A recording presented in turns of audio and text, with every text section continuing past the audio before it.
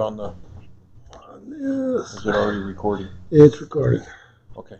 All right. Hold on a minute. We got Harry covered up. Okay, Hold on just a minute. There we go. All right. all right. We want to call to order the Colorado City Metropolitan District Board of Directors study session for tonight, December 8th. Okay. Jim, go ahead and take over. Number one on there is right behind your agenda. It's Resolution 16-2020, 17-2020 stop work order. We will have a public hearing on that because it will be a change to our bylaws. That will be one in tonight. I think we've made all the changes we've needed to on it. Over the last month, we've looked at it 2 or 3 times, and we're all good. Any questions, concerns, anybody seen with it? Any questions anyone has before the public hearing during the main meeting? Okay, number 2. Okay, number 2, I have increase of fees, Resolution 19-2020. Neil found a typing error on me. I hit an extra 0. If you look under the bulk water, treated bulk water standpipe, I put an extra 0 in there. That should be 0.0250 per gallon, not 2 zeros. I also, with that, we have a public hearing on it, since we're looking at increasing tap fees. We looked at tap fees for 1/4 and 1 inch being $8,250 for water and $8,250 for sewer tap fees. If we go with the 16,500. So that will be in public hearing. We also had changes in the swimming pool area. We went to daily admission being $4 instead of where it was previously $3. And punches, the 12 punch, instead of being $30, it went to $40. We also had each swim session for lessons went from $35 to $40 for each session.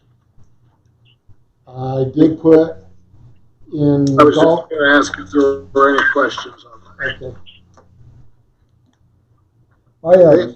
Yes, I do have a question, just to make sure. All right, Neil.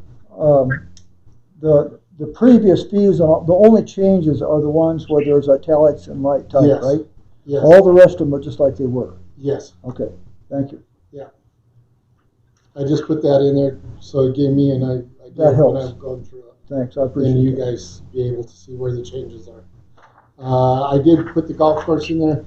I looked at last year's, and with the drought fee, it was in there, but I just went ahead and put it in just to make sure that the fees are all going to stay the same as what they were for this year.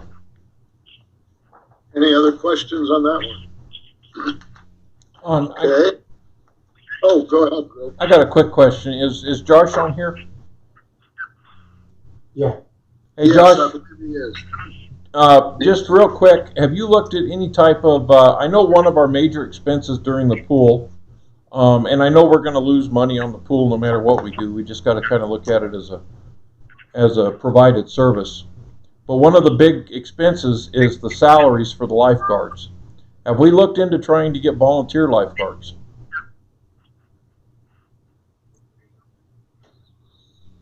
Have not, no. Is that something maybe we could put out a feeler for?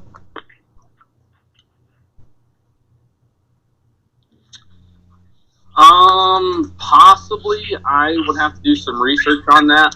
Pueblo County is actually making some changes, and they're looking at adopting the Model Aquatic Health Code, which is a little bit stricter, and it does go more in depth with what your requirements are as far as lifeguards go.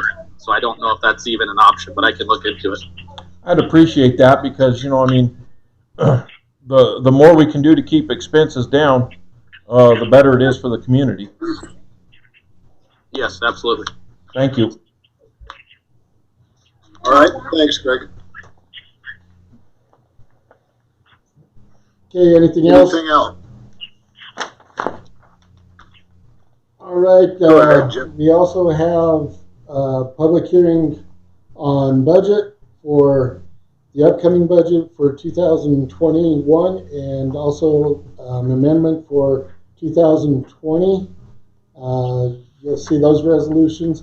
Yesterday, we did finalize it almost to the point, I don't know, Yvonne, are you on there? Doesn't make her- With that, we have our insurance, we have all of everything that for certainties now, right? That's correct. So this should be it has all the right figures in it for our budget for next year. Any questions, concerns?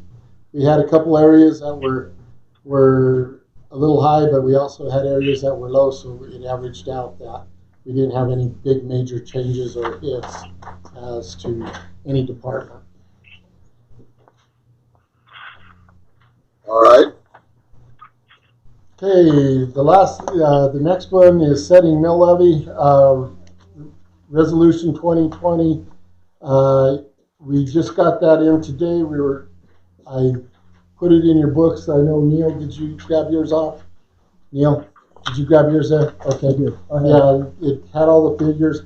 It takes into account the $3,500 we had to, or $35,000 we had to pay back for Tabor. That is why, if you look within the resolution, let me pull it up, that we give a temporary tax credit of 1.375 mils. So our mill levy will be at 16.592 because of the Tabor.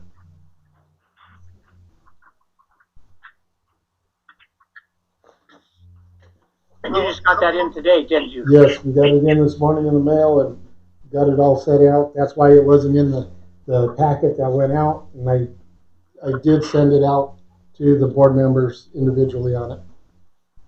Okay. So, How many dollars is that, Jim? How many So we're dollars? right, Yeah. that's my question. Well, Tabor dollars. Tabor dollars Tabor is dollars. 35,000. So we are having to refund 35,000 Yes, because of Tabor. because of fees and charges we collect. Okay, so if I may, Mr. You may. Chairman, sorry. Oh Lord, have mercy. Once again, I'm gonna attack this subject that I attack every meeting. And I know that my city manager over here to the left is sick and tired of hearing me attack this subject. This is 35 grand that we could use for the community, that we could upgrade our infrastructure and other stuff if we didn't have stuff in our government that shouldn't be in our government. So golf course should be an enterprise. I agree with you. Okay. The other one that I would really like to look at hard and heavy is the campgrounds. Not all of Parks and Rec, just the campgrounds, because the campgrounds makes good money. There's no reason not to put it into an enterprise and be able to take the money that campgrounds is using and put it back in the campgrounds. This $35,000 that we're having to refund this year should really emphasize that we need to look at this a different way. And I am not for detabering. I know that our city manager wants to put it before the ballot, but I'm not for that, because once you let the genie out of the bottle, you can't put it back. And Tabor, I think, is very good at keeping governments from overspending. We just need to come up with a good way, I feel anyway, of managing our resources a little bit better than we're doing. Thank you. Can I address that? Mr. Chairman, I'd like to speak. Absolutely. Was that Bob? Yes, that was Bob. Jim, do you mind if I let Bob talk No, first? go ahead. Go ahead, Bob. I Bob- can hear Greg, but I couldn't hear Oh, Greg. sorry, Bob. Go ahead, Bob. That's what he said. Okay. I want to say that I also have been on for 2 years that we need to look at enterprises. And everybody says data, data, data. I understand what they want, but on the other hand, we need to look at it a different way. You know, we can put it in enterprise any time we want to, and if it can't perform, we can take it out of enterprise. It's not an issue. It's been done before. That's why it's like that. So just put it back in the enterprise. And as he said, I'm not for detabering either because we got to show we can use our money properly. We're showing it already. Just put all these things in the enterprise and quit just messing around with it. We have the time, we're at the proper time of the year. You can do it. There's no issue. If you don't do it, there is no reason for them to perform at top level. They're doing great. I'm not saying they're not. But what I'm saying is that if there is incentive like you've got to make it, they're going to knuckle down and do even better. Just put them in enterprise, both of them. Thank you, Mr. Chair. I yield. All right. Jim, Can I speak to that too? just Let Jim a talk. minute here. No, Jim, go ahead, Harry. okay, go ahead. I'm concerned about sometimes the non-designated monies that come in. And if everything's an enterprise and everything's tied up so tightly, you don't have any flexibility with any monies that we could shift from item to item or from account to account. And I think if we detabered, what it cost me probably as a taxpayer is probably $7 a year. And I think, I can give up the $7 if it gives us some flexibility with our day in and day out things, because we've been lucky this year because of the virus. But I know years when the golf course, for instance, could not buy chemicals, could not buy this or that because there was no money. And so he had to wait until his club members started paying dues for them to get some money to operate. And this is not a normal year, and I really think that we're going in the right direction. But I think if we put that on the ballot next spring, detaber, I'd give up $7 or $8 out of my check. I mean, that's a year. That's not a month. That's a year. And it doesn't tie our hands, and it gives us some flexibility, because later on we're going to have to come up with lots of money to fix our leaking water system. And I just don't know what we're going to do. And I don't know what effect it has on our debt ratio or anything else, but I think we are probably as good a shape as we've been in years right now. I yield. Jim. Mr. Vaughn, Okay. Go ahead, Yvonne. Go I ahead, just Yvonne. have a comment. So, Greg, to your $34,000 comment, even if we didn't have Tabor and having to give back that revenue, we would have to pay out over $14,000 anyway, because there's a 5.5% tax revenue. And once we hit that limit, anything over that, it has to be paid back, similar to Tabor. So the calculation is you either take Tabor or the 5.5% limit, and the higher one is what you deduct. So next year, if our taxes go up even higher, the property taxes, then that $14,000 figure is going to go up also. Okay. Mr. Chairman, if I may. Yes. So Yvonne, though, what I'm saying, though, is that if those two entities are in enterprise, they don't affect our Tabor. No, they don't. They still have to pay the $14,000 because of the property tax revenue limit. Okay, even but if they're- 14,000 is better than 35, isn't it? It is, but I'm just saying next year it might be higher. if our Yes. property taxes go up. I get that. Okay, thank you. Jim, did you still have something you wanted to add? Yeah, I would. I just, I know since we've been here, since I've got here, everybody's been wanting that. And I know it's been brought up almost every meeting, every month, whatever. I just asked for some time. I said, I want to have some tracking, some data as to, we have a new manager there.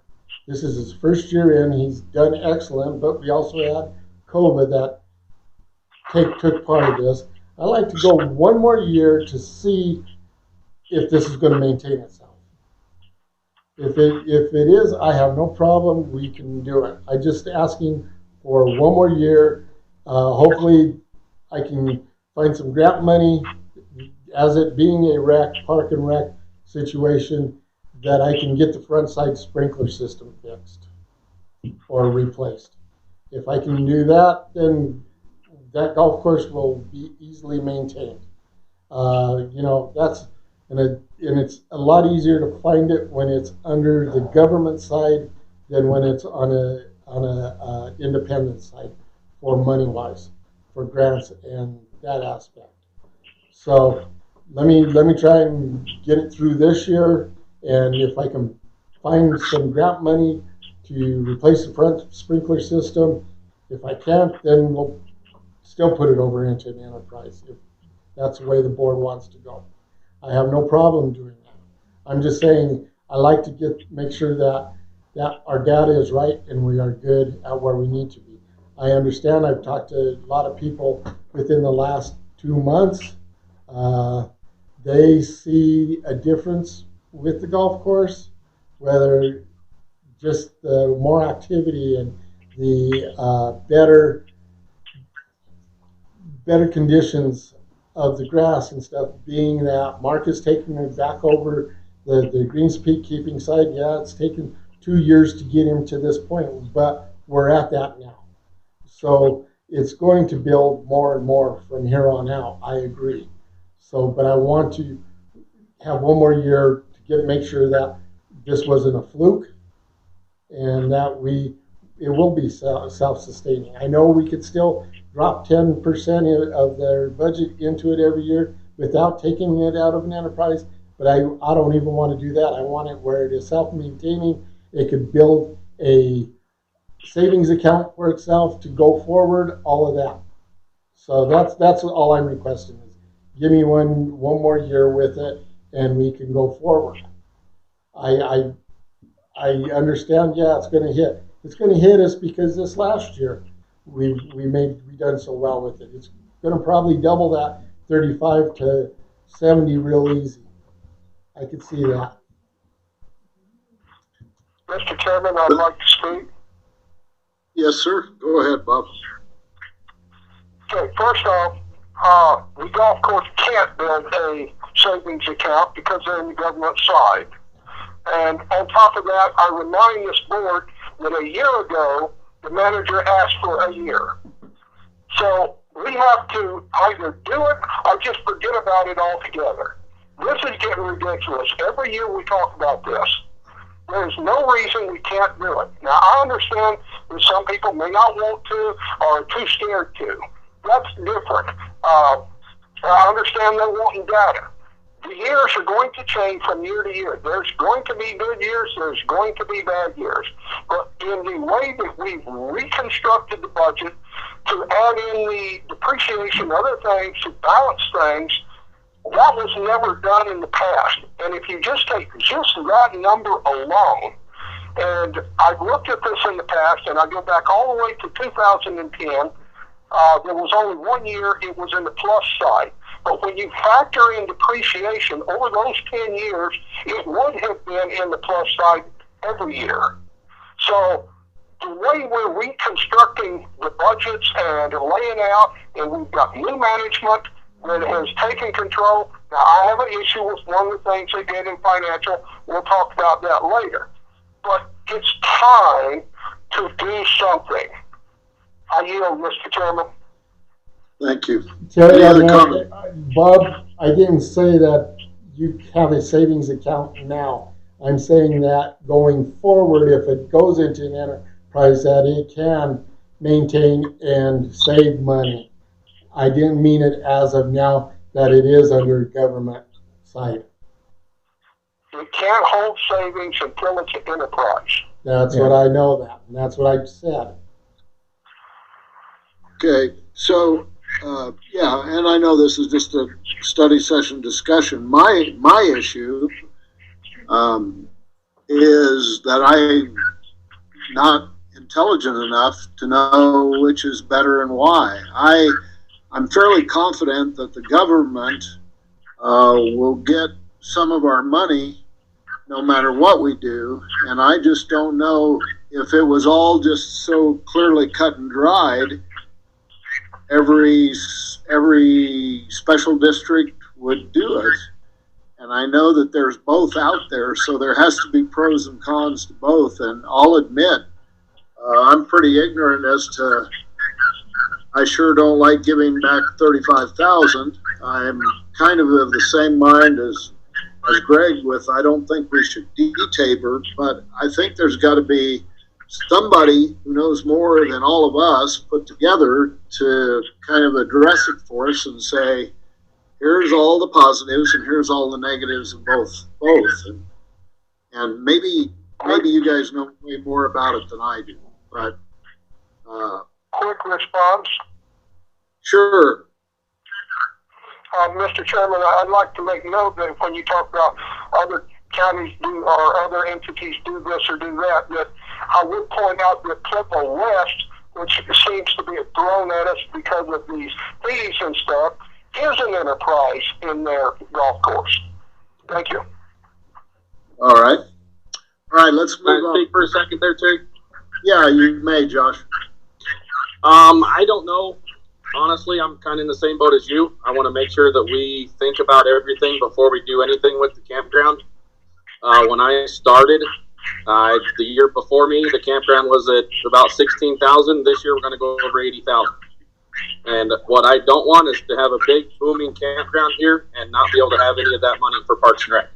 And We've barely, struggled to get by with Parks and Rec. I use my own truck, my own tractors down there. I use my own tools.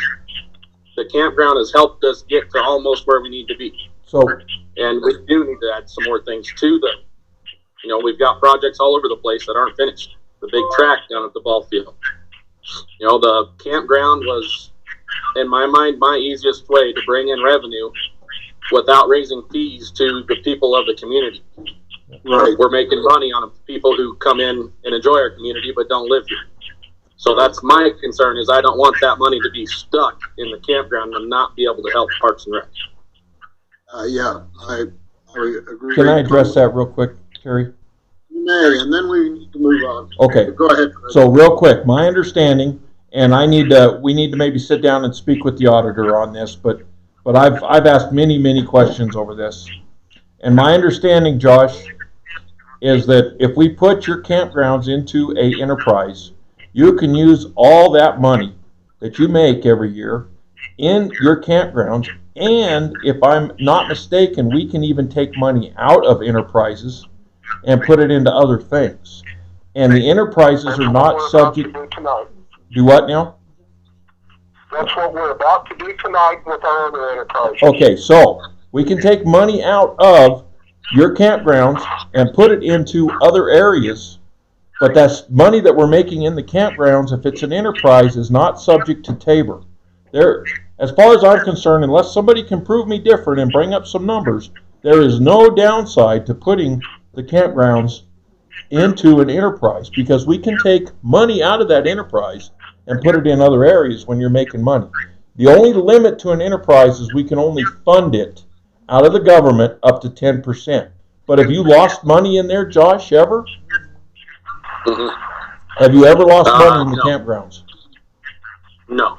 Okay, so then there's no downside as far as I can tell. Now, if somebody can show me something different, then let's see it. But my understanding, and we need to get the auditor involved in this. I have no ifs, ands, or buts about that we need to get the auditor involved. But you can make as much money as you want in that campgrounds, You can start a savings account for that campgrounds. You can take money out of the campgrounds and put it into your parks or whatever you want to. You can take money out of an enterprise all day long. It's just you're limited to how much you can put into it. That's all. Okay. Yeah, I just want to make sure we research all that and we know what we're doing before we do it.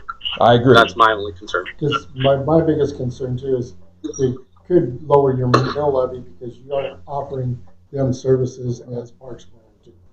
So instead of being at 17 mills or 16 mills, they could drop you down to 12 or 13 mills. Or Change your base. They could change the base too. And I've got to see that in. Yes, I was going to say, we need to talk to the auditor on that one. Yes, I agree. Okay, I have a, Harry. Okay, last comment, then I want to move on. Go ahead, Yvonne. So Craig, I asked the auditor about our property fund because we have money in there and it's an enterprise. And I asked him what we can use that money for if it was restricted, and he said we can use it for pretty much whatever we want. Yes. So. It's on that side. And that would be the same thing with the campgrounds. We could use that money for anything we want since it's in an enterprise. So I would suggest that shortly after the first of the year, we schedule a time that Sam can come out and answer our questions. Does that sound reasonable? Very reasonable. Yes, yes. Okay, so Jim, let's kind of plan that shortly after the first of the year. I know there's some things we have to take care of right after the first of the year, but let's see if we can get Sam out there, because if everything we're hearing tonight, and I'm not doubting any of you, I just am saying I don't know this area very well at all. We do need to make the best decision fiscally for the community, and I don't have the knowledge to do it. I know some of you have studied it way more than I do, but I think it might be a good idea to have Sam out there as an expert and go from there at that point, if that meets with everybody's favor. I agree. Agree. Okay, let's move on. Okay, next, appropriations of money for Resolution 23, 2020. This was, as we talked last meeting, when I brought up trucks and what we had overage in different accounts and where I think it would do the best good.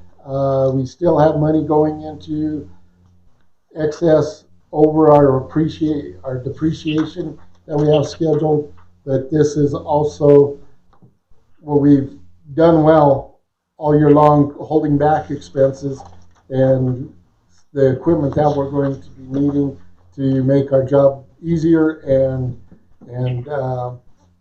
save us money. So that's where that appropriation of money with Resolution 23, 2020. Okay. Okay, Comments? Bob? We were supposed to have some bids on some of this stuff, and I've not seen a single bid come across on some of these proposed spending. And this proposed spending right now is nothing but a shopping list. And we're still working, we're still getting bids. We haven't committed to do anything with anybody yet. That's why we're just trying to make sure that we're keeping the money in this year's budget and it won't be coming out of next year's budget. That's all it is. Because otherwise, if I don't have the work here and done and completed this year, it will come out of next year's budget unless we appropriate the money for the capital improvements and stuff out of this year's budget. Gotcha. Very good. Number 7. Number 7, that's Neil. Bob, you want to add anything on there? We presented this, I guess, a couple weeks ago or 2 meetings ago, I think. Unless anybody has any problem with this plan, what we propose is let's adopt the plan. we need to do more work on it as far as is setting up checks and balances and how to monitor it, project plans, those kinds of things. But we need to get started on our loss resolution. So we're proposing basically to adopt this plan as a plan to move forward. So, quick Any question. questions on, or Neil or Bob, as part of the work I study would like to say one thing. Absolutely. If you look at, there's a typo that needs to be corrected. I've got the plan in front of me, Colorado City Metro District Plan for Water Enterprise Line Improvement Loss Detection. First sentence, we propose the implementation of a plan to replace the main supply line system on a 40-year cycle starting 2022. That's supposed to be 2021. If you'll scroll down, you'll see 2021 as your designated start point on down the page in numerous times. Gotcha. All right. So, Any other comments, questions? I have one comment, or question. We're going to come up with the $475,000. I mean, we can do the leak detection thing and all that, but we don't have any money to start tearing up and putting in because we're replacing now. But that's my question. Is there a grant or something we're working? May I respond, Mr. Chairman? You may. Harry, we don't have that money. We might not have it next year or the year after, and we might. Regardless, we have to start moving on this. We have to find the money. That might be through grants, through federal help, or whatever. We have to start moving on finding this money to fix this. If we don't, we're going to find ourselves 20 years down the road or 10 years down the road still needing to do it, and then it will be $600,000. So we need to start. Yeah. It's better that if we go into it this... I just wondered if we approved all this in a timeline, if the money, because this is a plan. It's not a it's going to be a work resolution. in progress, I think. It's not a resolution to spend the money. It's a plan Okay, and recognizing that that's what it is. We are going to have to adjust the plan for that reason as well as some others. There's no question about that. But we do need to get started, and the big purpose of this plan is that we have to confront this elephant in front of us and get started. Yeah, I have no problem with that. yeah, and may I, Mr. Chairman? You may. I support this plan 100% that these two have come up with. I think it's fantastic, and to address your concerns, Harry, I realize we don't have the money, but at least if we have a plan, we can approach the community. We don't look like a bunch of idiots. We got a plan to try to fix this stuff, and we can approach them and tell them this is what we need to do, and we can come up with ideas to come up with this money. Yeah. Because we got to do it, because it's been kicked down the road now forever. No board has ever wanted to confront this stuff, and it's got to start somewhere. Yep, I don't disagree. Thank you, Mr. Chairman. Mr. Chairman? Thank you. Yes, sir, Bob. I'd like to speak for just a moment to address the money issues. We all know that we don't have $400,000 to do this, but if you take a quick note to number 1 in the system will be surveyed for loss and section identified $500,000 or $50,000, I should say, to be budgeted for loss detection. That's basically the first year. We do have that. Right. That will determine what we need going forward, where we need to cut, where we need to add. This gets us started in the program. This also incentivizes the management to find those grants, and if there's not grants, where are we going to get it from? We have to then step back, because once this survey is up and going, Public Works is going to have a better idea of what we're up against money-wise, because they're going to be doing some work at this 50 other than just loss detection. Because once they open it up, they'll have a better idea of numbers. Our numbers may be off by 10-fold or 50-fold. We don't know that until we start this, and then we can reassess. And one of the things that we're looking at in the checks and balances is a quarterly report, detailed quarterly report. We kicked around monthly and yearly, and we've kind of just discussed that. That's nothing set in stone, but that's something you'll see and things that we plan to bring forward to the board to kind of not finalize, but to narrow what needs to be done and when it needs to be done and how it's going to be paid for. I yield. Very good.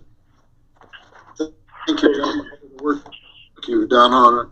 Terry, I have a comment, if you got time. Go ahead, Bonnie. So, going back to Bob's first comment regarding the year 2022 water line replacement, it was my understanding in the meeting with Bob and Neil that we purposely put in water line replacement starting in 2022. As the previous statement directly above that states 21, it will be dedicated to the loss detection, and 2022 would be where we would start replacing water lines outside of emergency. Correct. That is correct. So Bob, basically your earlier statement that we had a misprint there is not correct. Okay. Because it's just talking about the water line. They're not talking about the. Okay.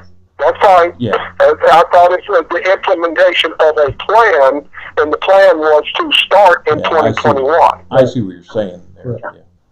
Gotcha. All right, thank you. And last item, Jim. Next, I've got, we have some equipment that is sitting around. It is out there. I had Donnie pick up a list of equipment that we don't need and we're paying insurance on it or whatever.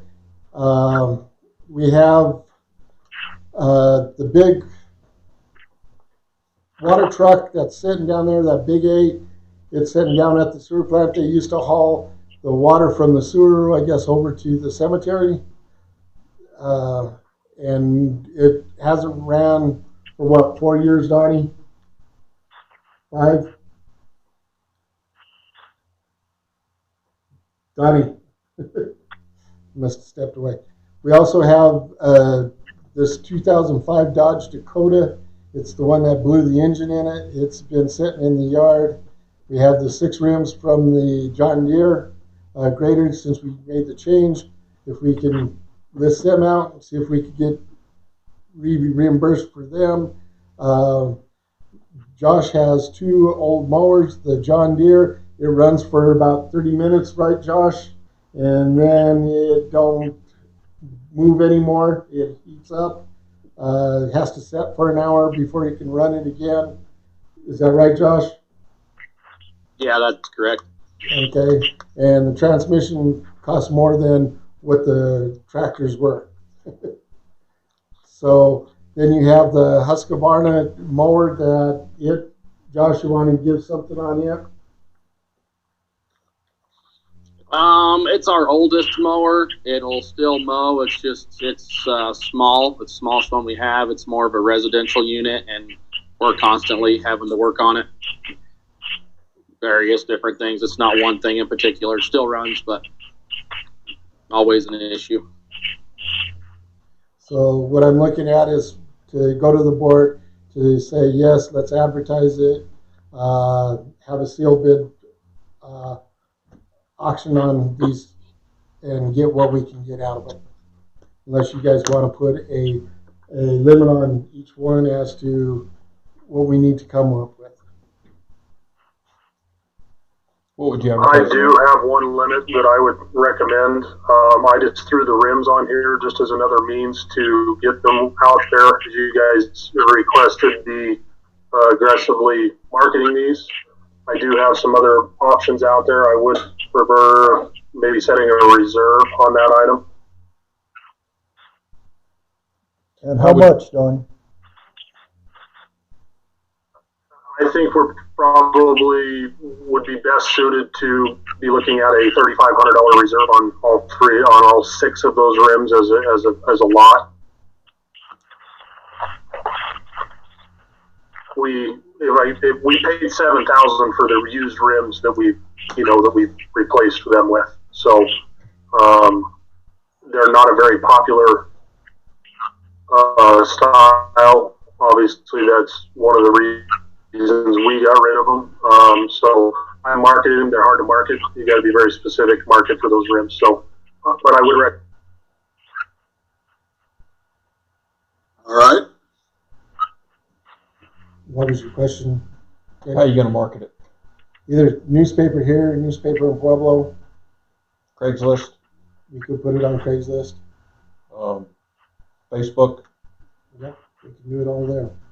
because those two I think would bring in tons more than anything else that I know of. Newspaper, Thrifty Nickel. Thrifty Nickel's a good one. Cheap. What about that? Mr. Chairman, may I? You may. What about that Husqvarna, Josh? What's that worth?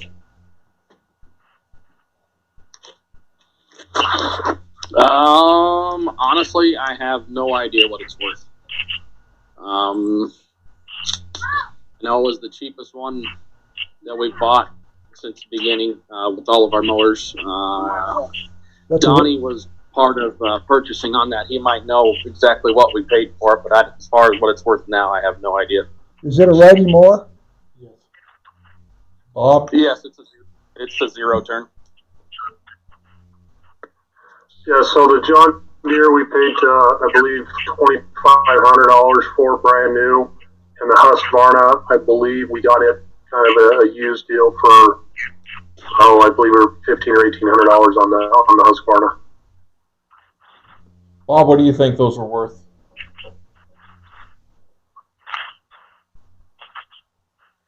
Bob, Hello, yes.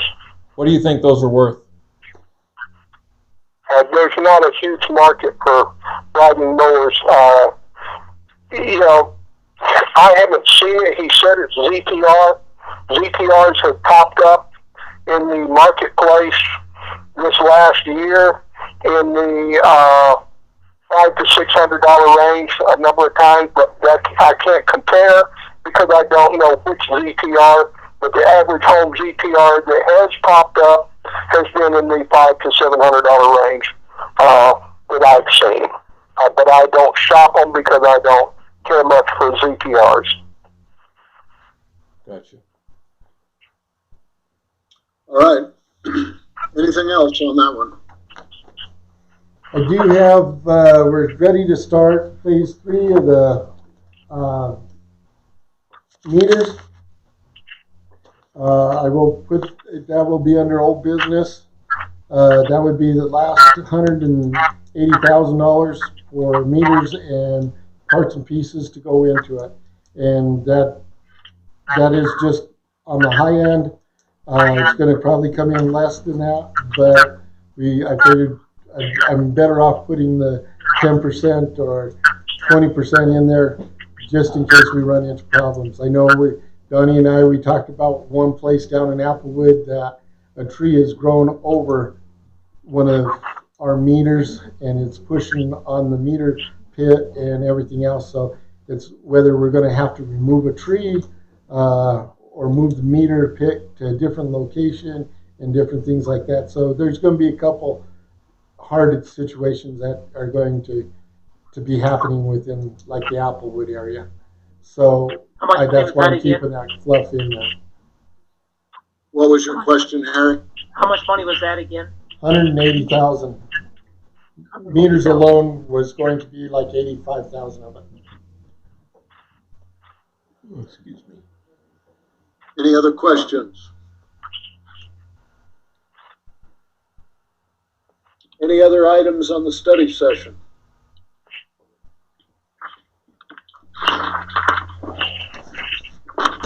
Okay, if not, I'm going to end the study session and move directly into the main meeting, call to order the regular meeting for the Colorado City Metro District Board of Directors at 6:45 p.m. Would you join me in the Pledge of Allegiance? And Greg, would you mind leading that? I will. I pledge allegiance to the flag of the United States of America and to the republic for which it stands, one nation, under God, indivisible, with liberty and justice for all. Thank you.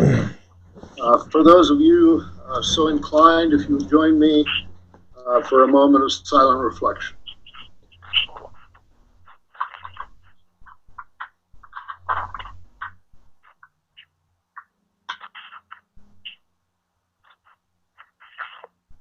Thank you very much.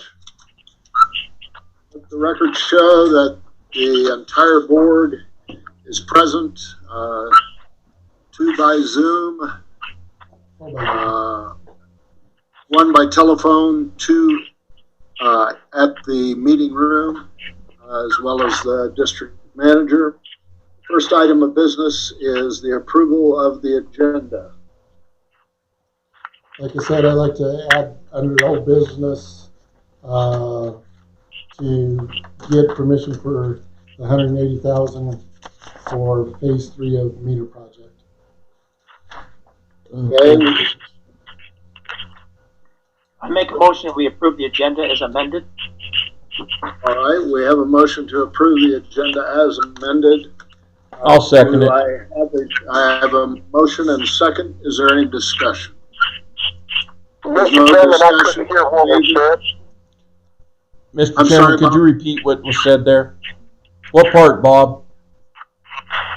You amended something, I couldn't hear what and what the amendment was.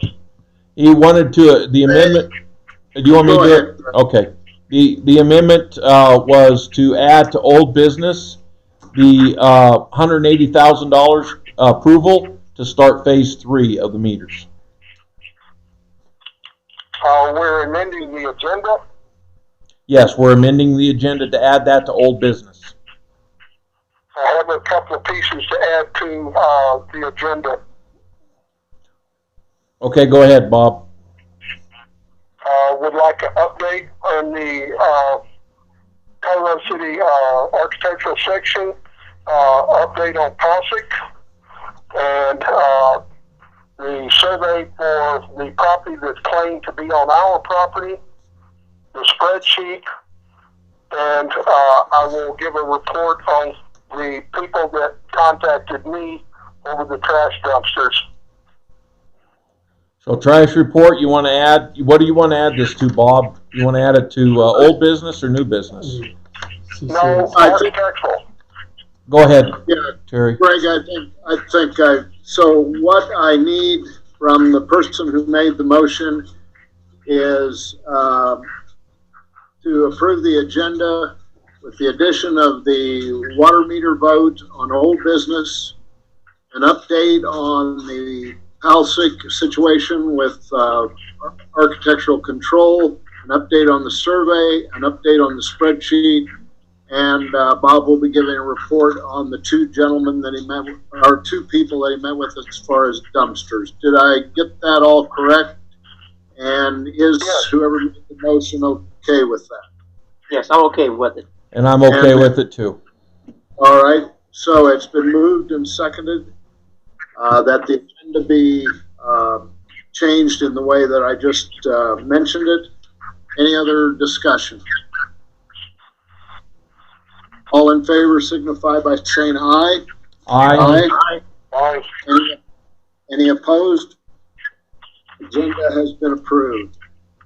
Next item of business is the approval of the minutes for the study session and regular meeting of November 24th. I make a motion Mr. to approve. Chairman, I make a motion to approve the minutes and due to the clause we state on each section. I have a motion to approve. Do I have a second? I'll second. Been moved and seconded. Any discussion? All in favor signify by saying aye. Aye. Aye. Aye. Opposed? Aye. Motion carried. Bills payable. Any questions on those? They're in section 9 of your books. Chairman, I have some questions. Okay, go ahead, Bob. There was section $250 for printer ink. Why such a huge number there? That is our printers in the water plant, sewer plant, for our reports to the state. We print them, log them, and we also send them electronically. So why $250 for printer ink? My printer ink that lasts me generally 6 to 8 months is $20. I understand you have a lot of printing, but $250, this does not sound correct. My printer ink, I just bought my printer at Sam's for the color, and the black and white was $78 for just 2 cartridges, Bob. Okay, $78. I can go with 78, even 100. But, 250. but you add that times two different printers. Did they get multiple cartridges, or do you know? Yeah, and I know they probably got multiple cartridges. As for color and black, I'd have to get with Kelly to see exactly what they ordered, but I can do that if you want. It was 2 cartridges. Yvonne said it was 2 cartridges. 2 cartridges total, Yvonne? Yes. Are those laser jet printers? I'm not sure about that. Because $125 a cartridge is kind of crazy unless they're laser jet. Even a laser jet, that's crazy. Okay, what other questions do we have? Okay, the next question. I still have not received any explanation for the $2,000 bill for legal and admin at the last meeting. Yeah, I did. I sent it out in an email to all board members. All board I members have got never it. received anything. What was the $2,000 for in legal and admin? Yeah, I received that email. Jim, would you resend that, Bob? Yes, I can resend it to Bob.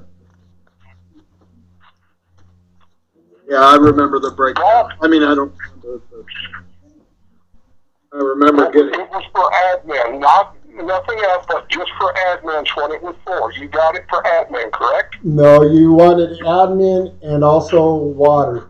No, back up. I've already requested legal for the architectural and all that. This had nothing to do with that. It was The just last the meeting, November. the financials. The last financials I asked about, it was a little over 2,000. At the last financials, we talked about for admin. Why does admin need over $2,000 in legal? And I sent it out to you. I'll have to look at the email and I'll resend it. Okay. Because it was sent to the whole board. Dog tune-up kits, $1,700. Now, Phil sent me some notes and asked me to give him some quotes on the papers that he had, and I showed him way better pricing than what he had. How did he manage to not go with the really good pricing that I showed him, but fall back to the same old good old boy system here? That was the full tune-up kit. What you showed him was individual pricing on each. And that's what he requested. So, that's what I'm talking about. We have a miscommunication somewhere. You don't quote something different if you're not going to use that difference. I showed you how to tear it down and get it for pennies on the dollar compared to what he had there. And all of a sudden you're back to, oh, we're just going to buy the regular kits for $1,700? Get real.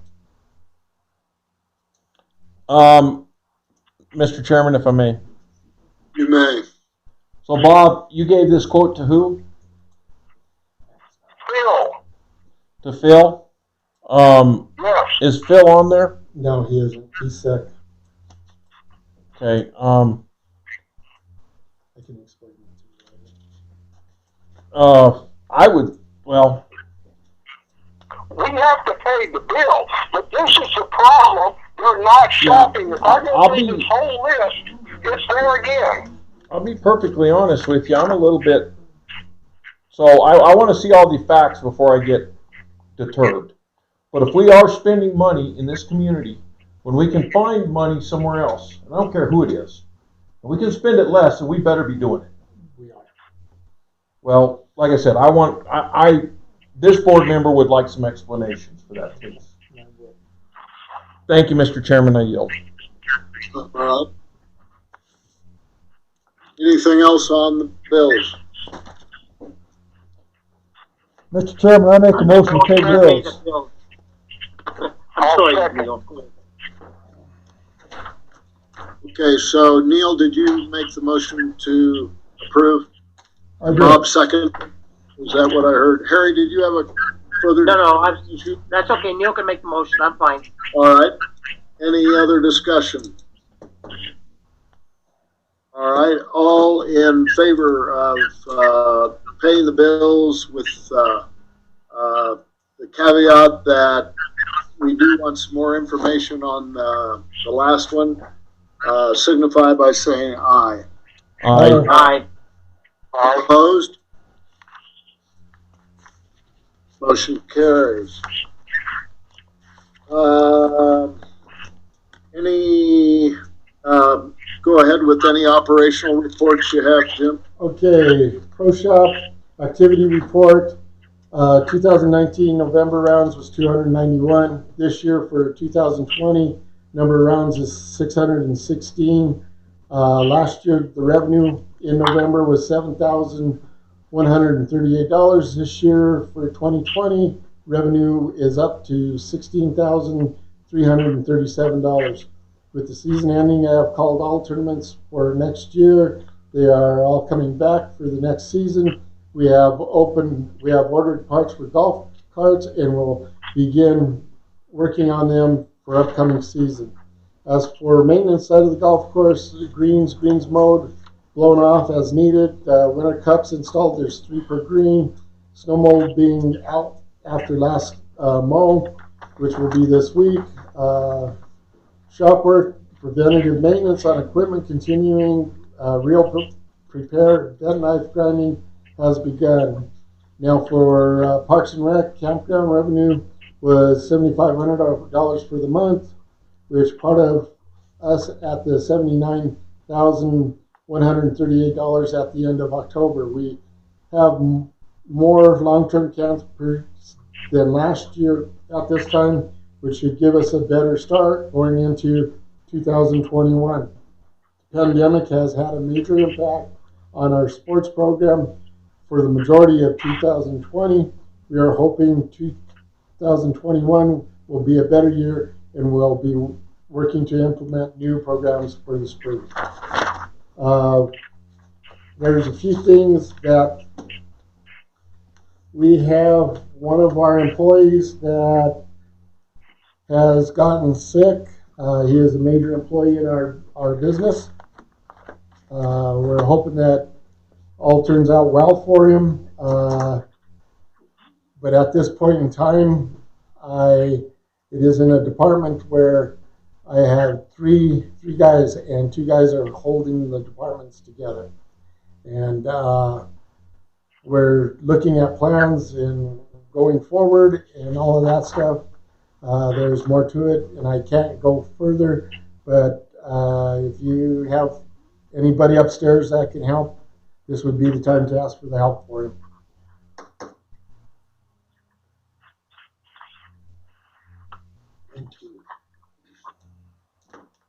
Any comments or questions? Johnny, do you want to add anything with the new pad and everything all being done? Yeah, I can add,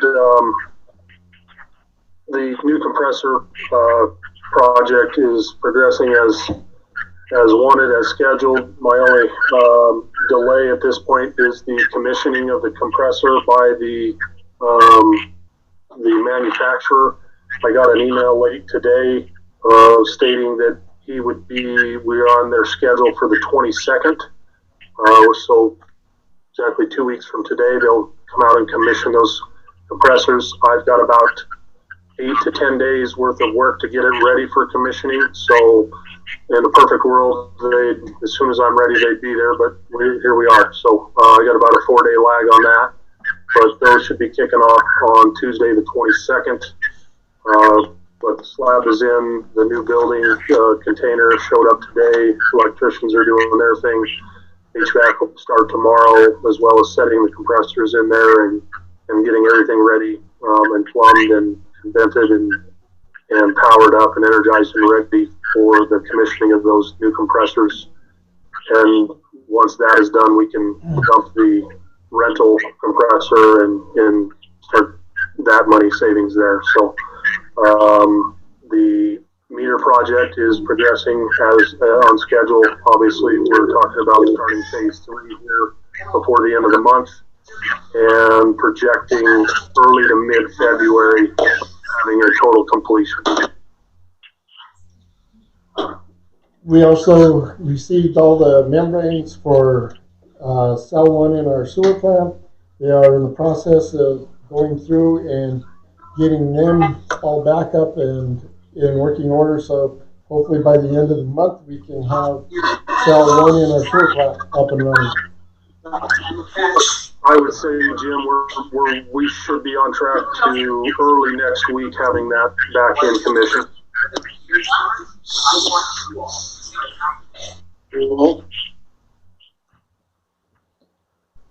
Mr. Chairman, I have a question for Donnie. Yes, sir. The meter program, Donnie, can you commit to having that completed at the end of February? Normally, Neil, I would jump all over that commitment. Jim touched on that, some of the challenges we're going to be facing here, as well as Mother Nature can play a pretty good role. I would love to say that end of February we're done and out with, but I don't see us venturing too far into March. But Mother Nature could change my whole scenario too here. So I would, for the sake of the meters, I would hope that we don't have a winter. But for the sake of the rest of the community and our water supply, I hope my meters run into June. True. Good point. Thank you. Anything else? Okay, thank you. Anything else operationally, Jim? No. Mr. Chairman, if I may, real quick. You may. I got a real quick question on the golf course. Well, first of all, I got to praise. I think it's awesome what Josh has done with the campgrounds. I think it's awesome what they've done with the golf course too. But what's the difference? Why over double? Was it weather? Could be weather. Do we know why? Because I mean that's awesome. I love it that it doubled. It's just that might be something we have to look into, unless it was weather or. Well, I think with the course being the way it is and being in the condition it is, the people from Pueblo want to come down here and play it. Where in the past it was in its, they shut off the water too soon. They didn't do all the right things. Where now we're starting to do the right things, and it's keeping the grass green. It's keeping our greens good. Well, So I'm telling you right now, if that happened in my business, I would want to know why, because I want to duplicate it. Okay. So I would love to hear if you could get an answer for us by next meeting. That would be awesome. I know we have a lot more people from Pueblo playing down there. That is one of the reasons. Yes, we have. Was there a weather condition last year, or do you I have know? to Well, I think also the water, the wetting agents they put on the greens to save water. They spend a little bit of extra money to put that wetting agent on there, and I think that really helps. Mark, I see Mark. Can you guys hear me? Yeah. So I think with November, and seeing past Novembers, is that we either saw it like really cold and snowy and crappy, and we just saw like these amazing days, and they just happened to fall on our famous Tuesday and Thursday. I think that had a whole lot to do with it. Changing some nitrogen sources and the complexity of our fertilizers has, really helped. And, well, thank the Lord for all that moisture that we had around that snow that happened a little after Labor Day. And then that snow that was before Halloween? Big players in course conditions. Thank you, Mark. I have a quick comment. Go ahead, Yvonne. I recommended to Phil that he does track the weather every day on his spreadsheet, and I think he's in the process of doing that, adding it to his spreadsheet. So you can compare year over year as to why there may be a big or a small difference. Thank you. Any other operational comments? Back at other properties that I've worked at, you would look at each year as golfing days versus non-golfing days, and you track that, because obviously a year that you have 300 golfing days versus one that has 275 golfing days. Well, which one do you think is going to make more money? Yeah, well, and that's the reason why I was mentioning the weather this year versus last year, because I would definitely, I myself, if I was you or Phil, I would want to know the answer to this question. And I know we didn't have as much wind in November as we had last November. Because when I was putting up Christmas decorations, the end of November, it was windy for like 2 weeks. Yeah. I would like to see 4 feet of snow in November. Just put that out there. All right, let's move on. Anything else with operations? No. All right. Neil, would you mind reading the conduct and demeanor? Yes, Mr. Chairman. Statement of conduct and demeanor. In order for the business of the board to be conducted in the most effective and expeditious manner, it is necessary that all persons present maintain a demeanor of civility toward the board, staff, and each other. Conduct that appears threatening or aggressive will not be tolerated. Shouting, speaking out of order, or the use of offensive gestures similarly are not acceptable. Such behavior shall constitute the forfeiture of your right to remain in attendance and may, as a point of order brought to the board's attention by council or any board member, including a chairperson, result in your being asked to leave the meeting by the chairperson or, upon your refusal, being escorted out of the meeting by the proper authority. Thank you, sir. Is there any citizen input tonight? I don't think they signed up, but did you guys have any input that you wanted to? Is the input restricted to just whatever's on the agenda? Are we allowed to, we have questions about something that may or may not be related? Did you hear that? Yeah. Be a little more specific. What is something coming up on the agenda you want to comment on? More specifically, regarding covenants. Adhering to covenants. Why don't you, if you don't mind, let us put that on hold till we get to that section of the meeting, and remind us if we just start plunging through it. Okay. That way it'll be more germane to what else is going on at the same time, if that's all right with you guys. Yes. Thank you. All right. Okay, so I assume no attorney's report. No. So, I'm sorry? No, there isn't. So at this time, you need to close the meeting so we could go into each public hearing. Okay, so I'm going to close the regular meeting at 7:10 p.m.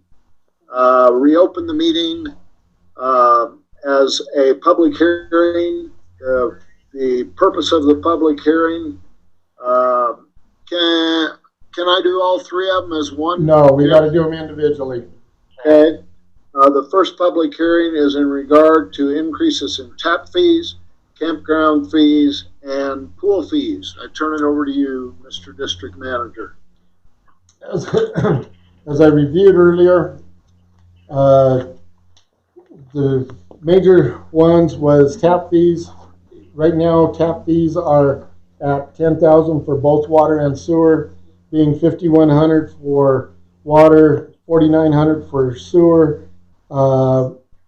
We have been discussing this for over 2 months as to what I know the board came down to a decision of 16,500, divided it evenly so that it goes. It will be a lot easier than having offset numbers.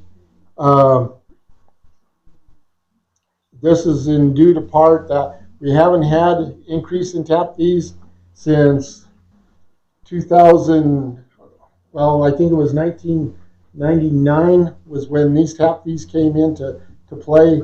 They were raised in 2006, but then they were also dropped back in 2009, back to the original 1999 tap fees. With the construction and stuff going on, I believe it's going to put a little bit more stress on our aging system. I think we need the capital to repair and replace some of the areas. This is how one of the ways that we can start looking at gaining money to meet for grants and meeting that $400,000 per year of trying to find money. That is part of that is what the water and sewer side is on it. There was a mistake. I put an extra 0 in on the treated bulk water side standpipe. That should read 0.0250 per gallon, not what is stated there. It is a typo, so we need to make sure that that is changed. Josh has put in with the poll. He's looking at daily admission being a raise of $1 instead of 3 being 4. The 12 punch pass going from $30 to $40. Also, he was looking at raising the price on swim lessons instead of being $35 to $40 per student per session. That is on the Parks and Rec side. I know there was one more change that I had. And we still going to have grants and stuff available for families that can't afford the $40. Josh?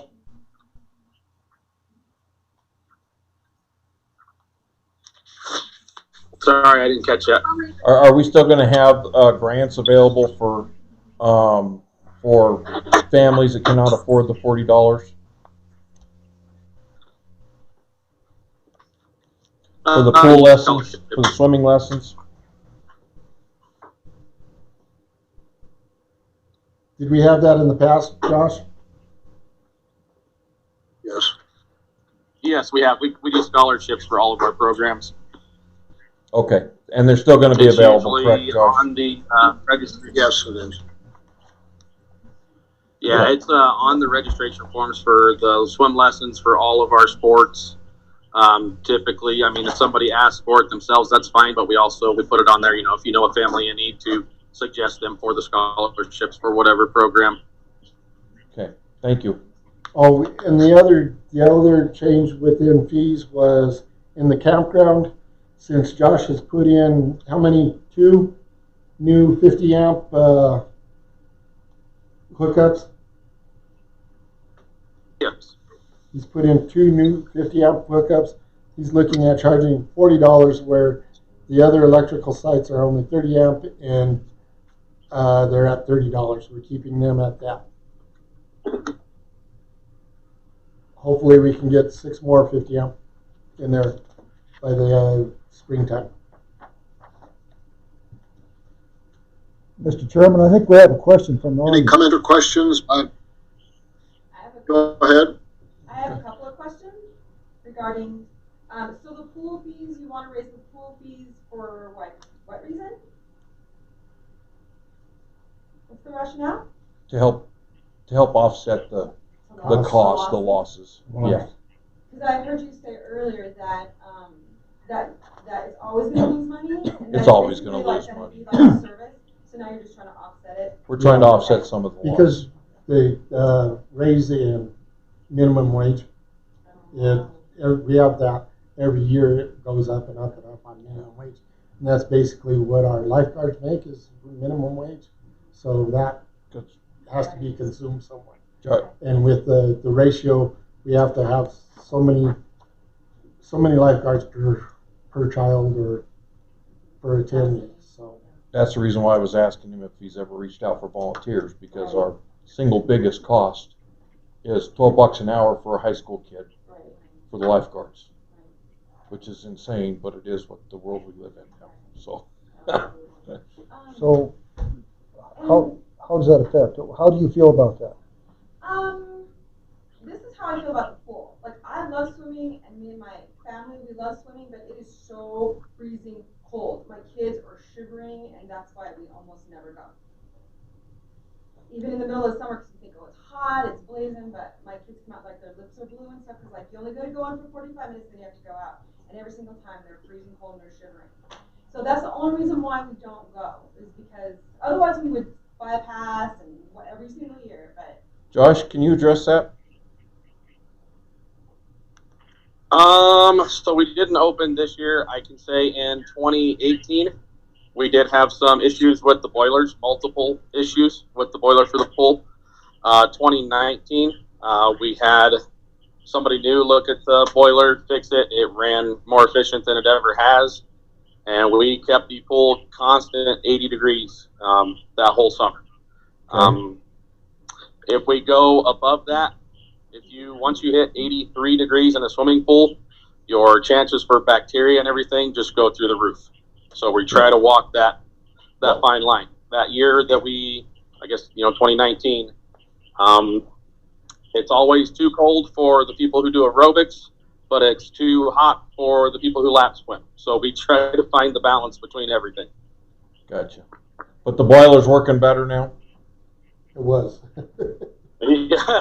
Don't jinx it yet, but yes, in 2019 it was running great. 2018 we had flames shooting about 6 foot in the air above the boiler.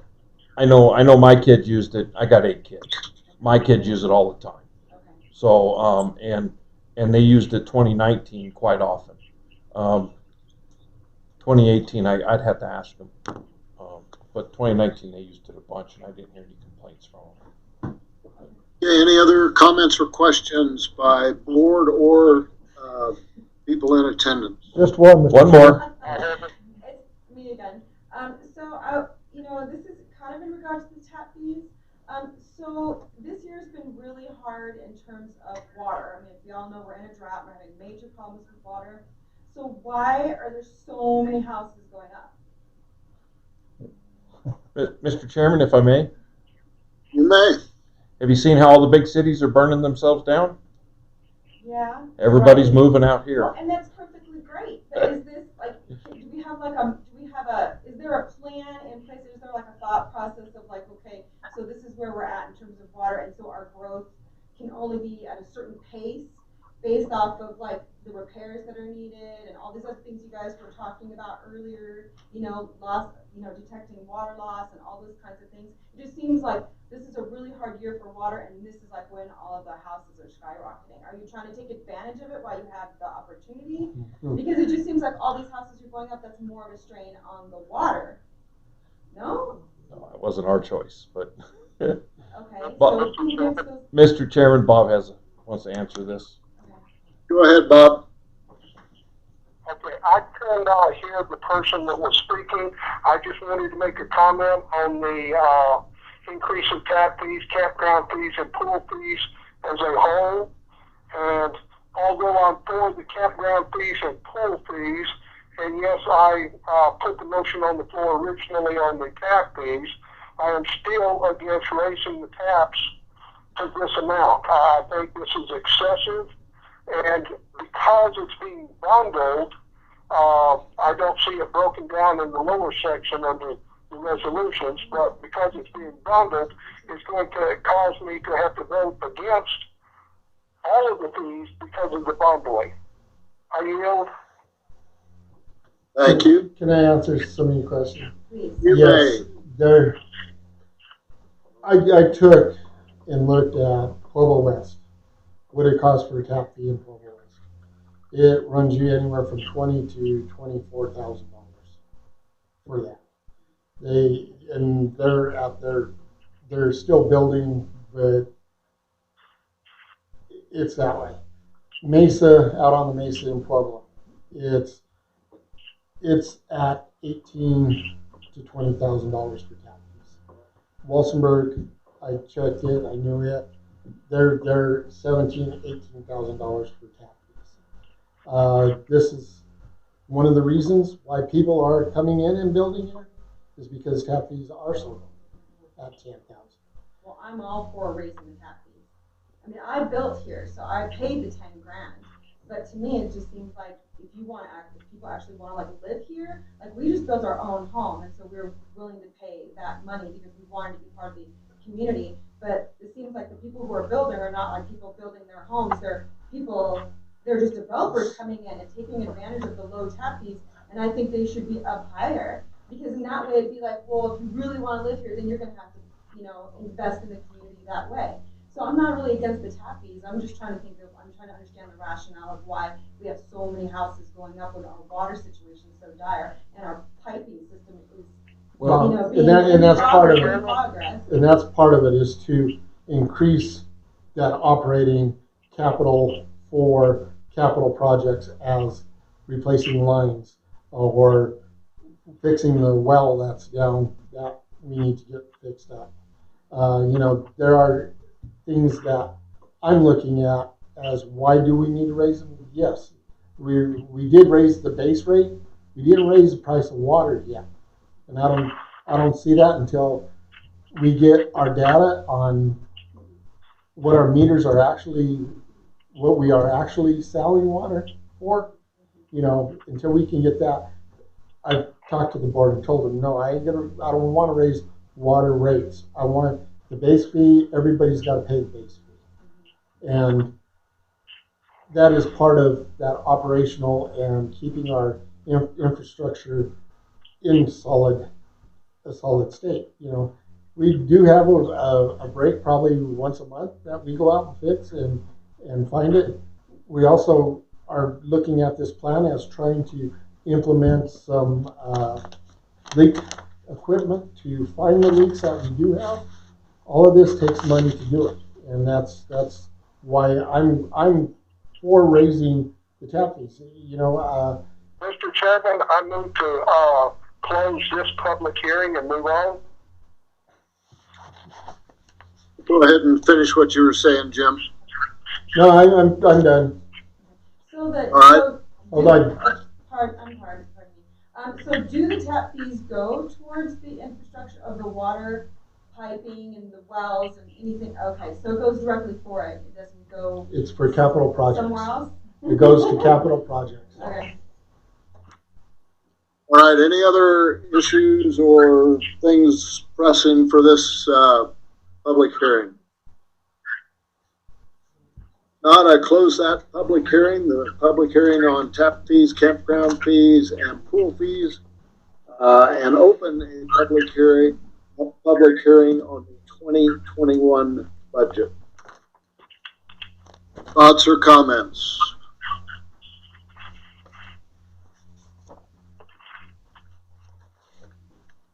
I think it looks pretty darn good. For one, Thank you. I think the debt ratios and things I think are in place, I hope. Yvonne and Jim, they keep on top of that, and Neil and Bob work on that. I think it looks good. Yeah, I think it's been an excellent effort. Yes. Yeah. Any questions by members other than board members? If I could add to here, if you look into all your depreciations on each one of your deals, we've almost doubled it this year from what we put in last year. so that way we can start catching up to have money in the pot for replacing old and putting new in. So there is some, how do I want to put it, cushion, so that when we do fall, at least we have the ability to bounce back, I guess.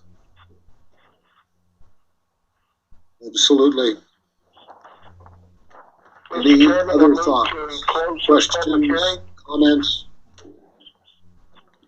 Bob moved to close the public hearing there, Mr. Chairman. Okay. I will close the public hearing on the 2021 budget and reopen the final and reopen a third public hearing. This one dealing with the amendment and changes in the laws with us in regard to a stop work orders. Jim, you want to give us some explanation on this one? This one is the one that was brought to my attention, that people that do not have architectural approval for building, that do not have building permits or whatever, that we can go in and basically what we call red tag them to stop them, get the proper authorities in here to make sure that they are licensed and registered to do the position. It would be given the responsibility of me to be able to go out and put the tag on the door and say, hey, we got to stop. In the past, I've seen a lot of people that come in and do roof jobs that have not had architectural approval. There's been a few buildings that were added onto that didn't have regional okay or any architectural approval, which fell into setbacks and stuff that are an issue now. So this would be a step moving forward in being able to say, hey, we need to do something with it. All right. Any comments or thoughts on this during this public hearing? Mr. Chairman, I move to close this public hearing. Go ahead, Bob. He just moved to close the public hearing. All right.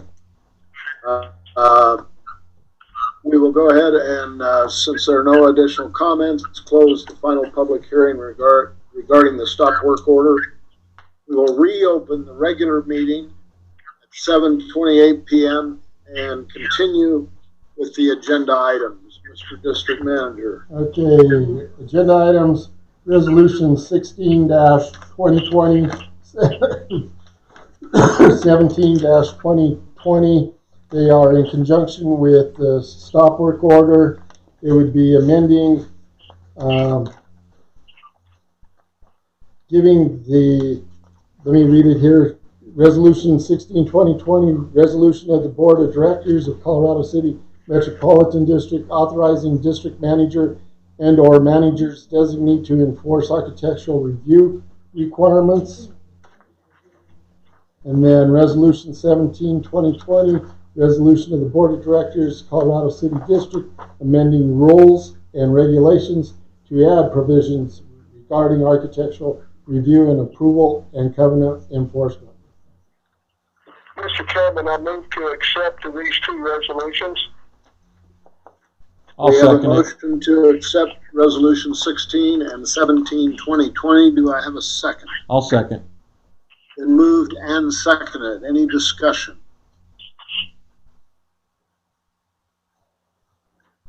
No discussion, being as how they're resolutions and we're on the phone, on Zoom, and in the room. I'm going to take individual votes. Neil, how do you vote? Yes.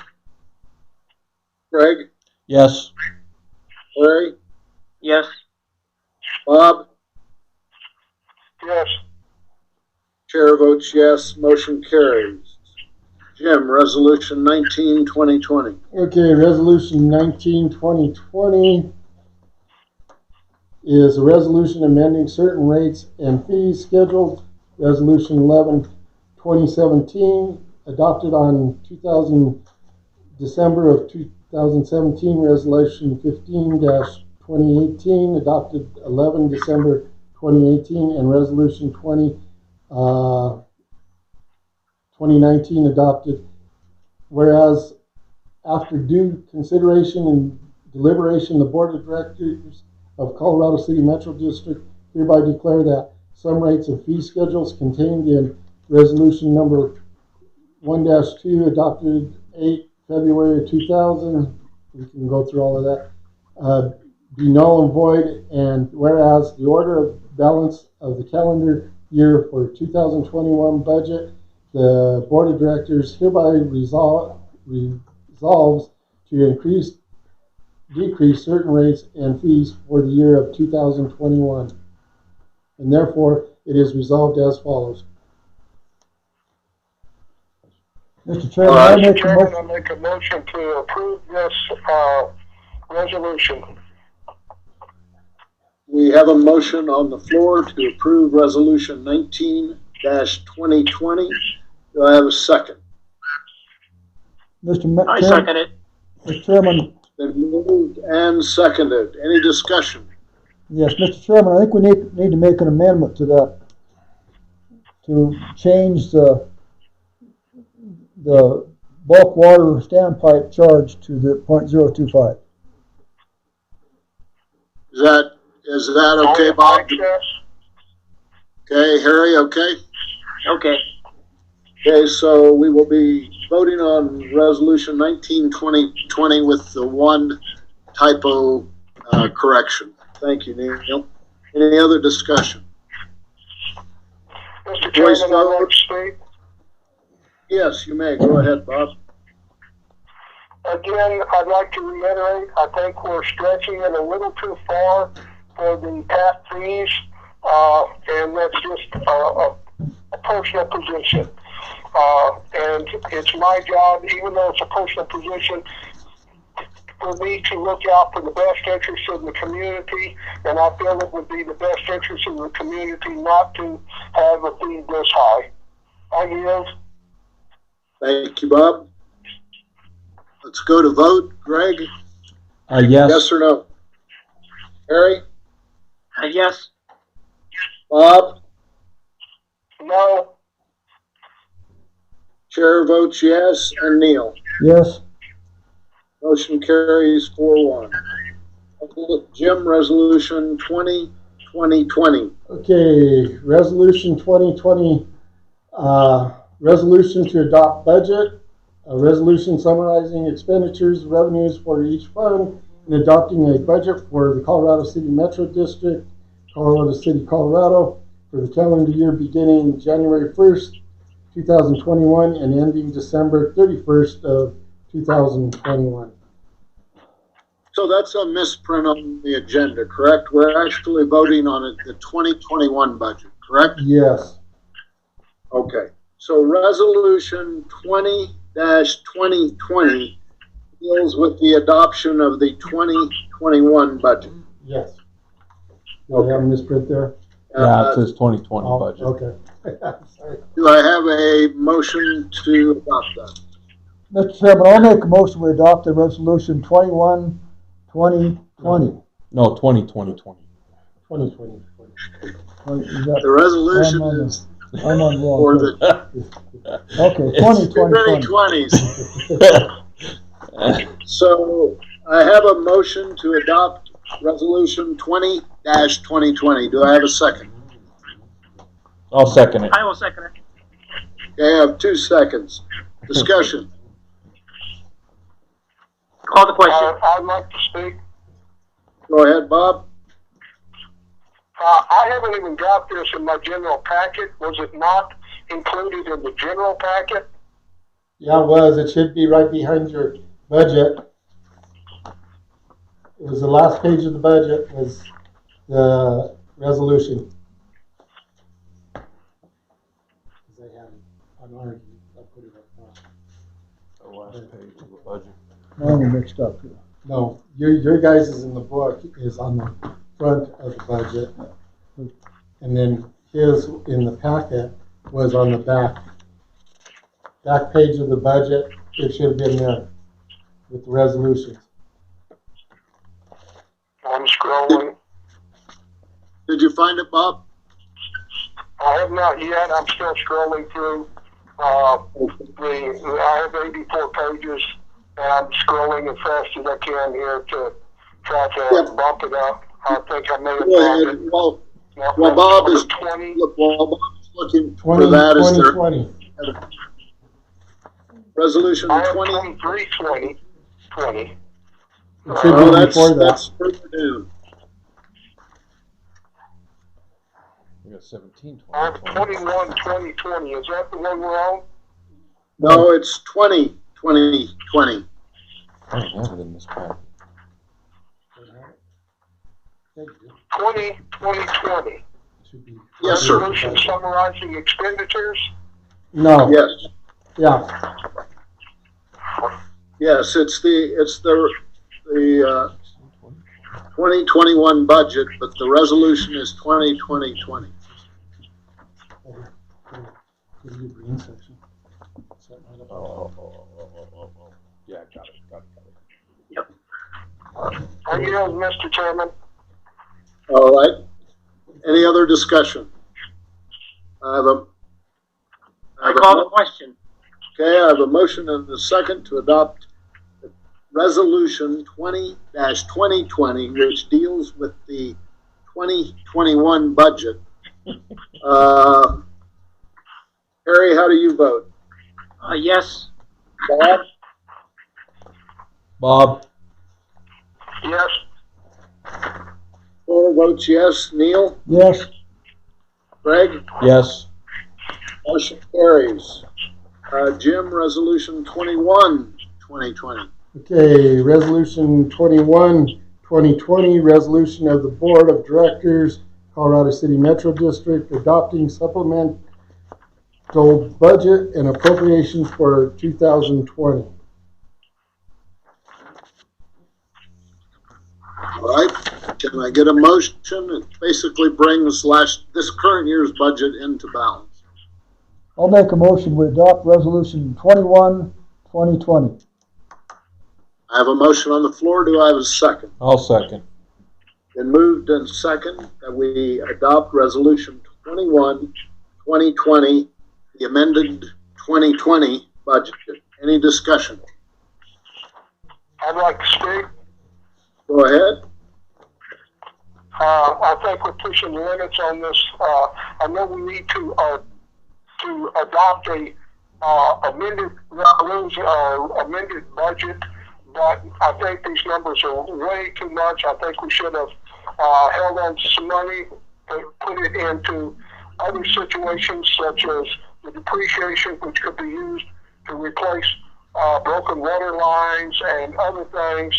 And I just think that we're here again back to a spending spree.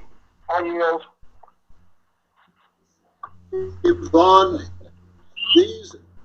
the amended budget is based on actual expenditures, is it not? No. Yvonne? Budget is based on revenues, what's budgeted for revenues.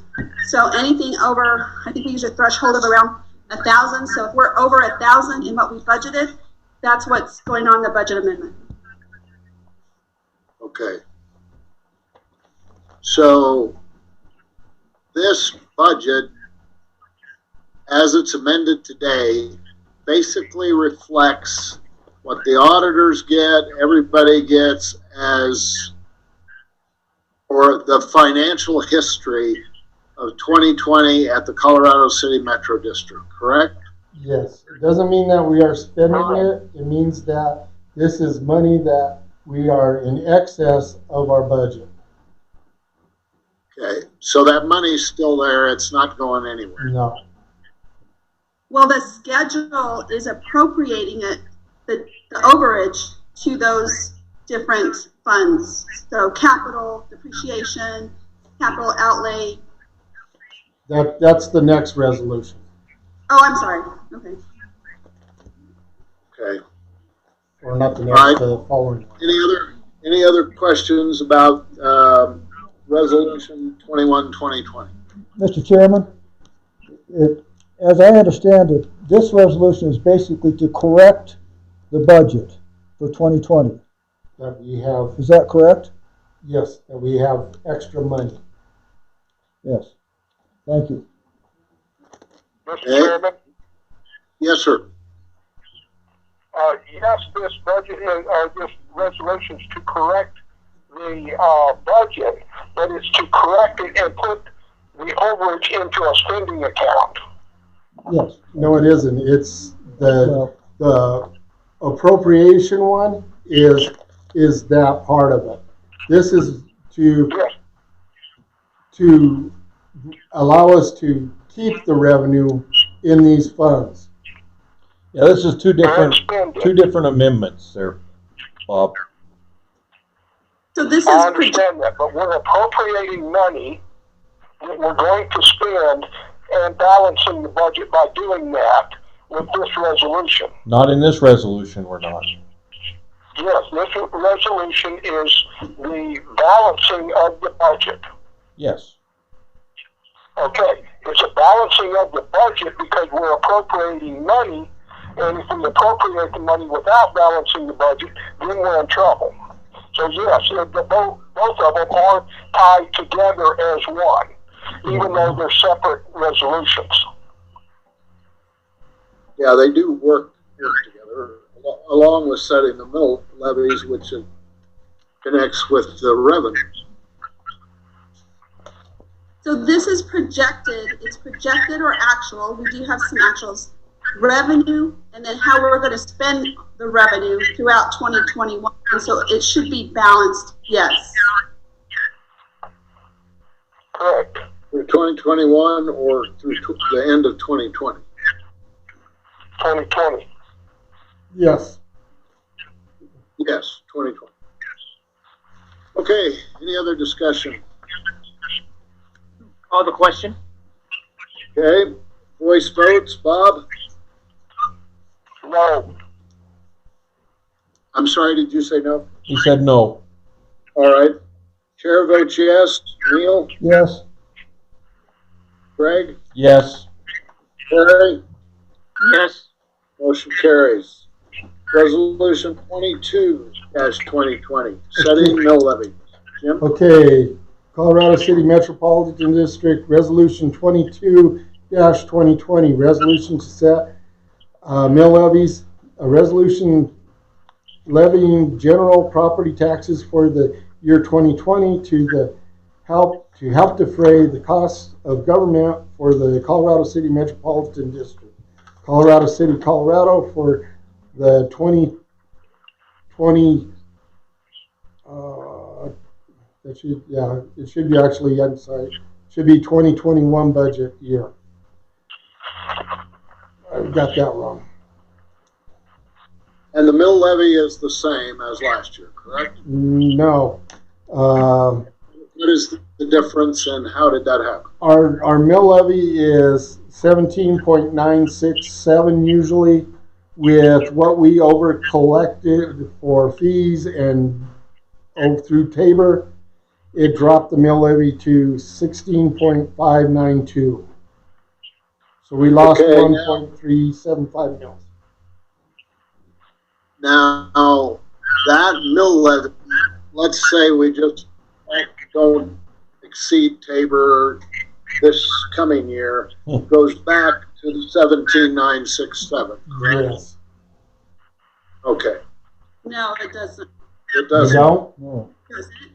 because we're still, having to calculate the 5.5% property tax revenue limit year over year.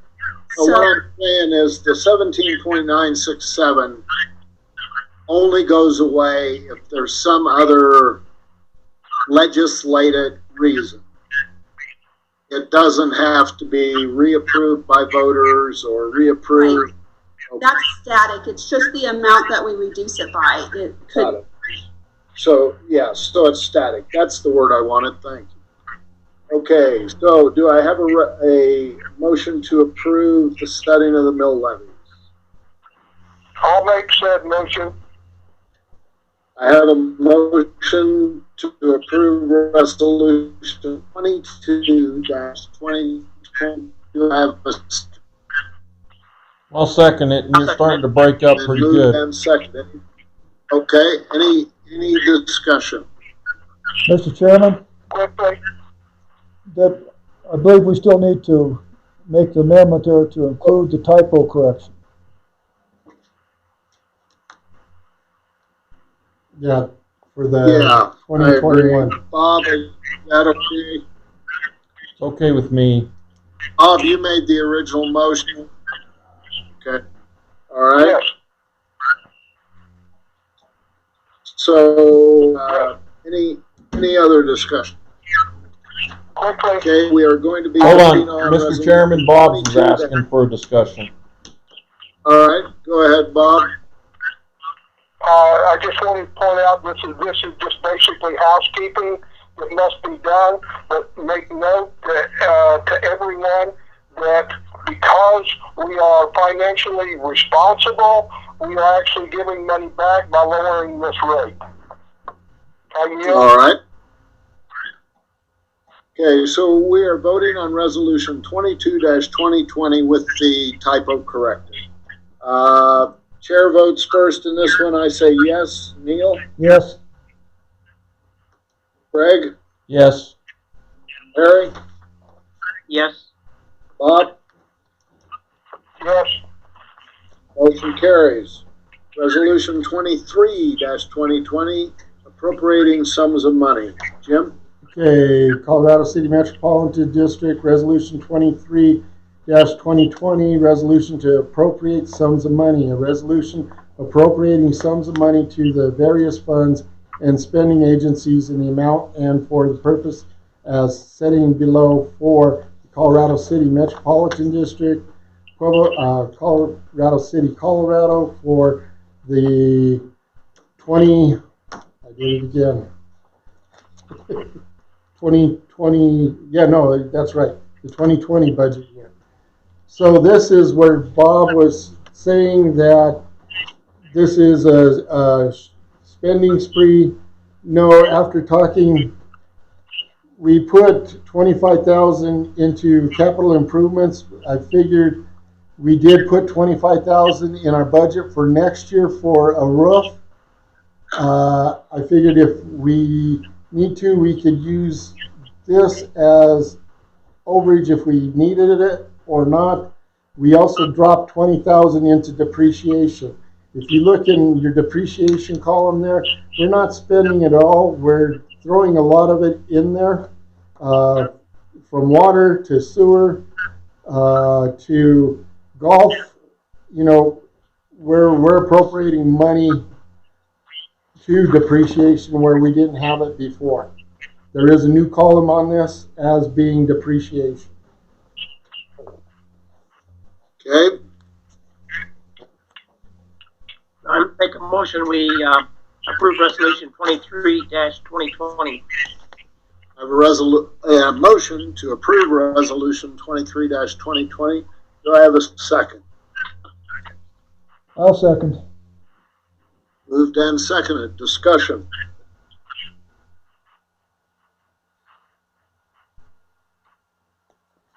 I call the question. We are voting to approve resolution 23-2020. Neil, how do you vote? Yes? Greg? Yes. Harry? Yes. Bob? No. Chair votes yes. Motion carries. This time we'll turn over floor to Bob and Neil in regard to loss prevention proposal. Mr. Chairman, Go ahead. because it's difficult for me to hear and talk, I'm going to yield to Neil. All right, sir. Neil? Mr. Chairman, I make a motion we adopt the plan for water enterprise line improvement and loss detection with the understanding that we will,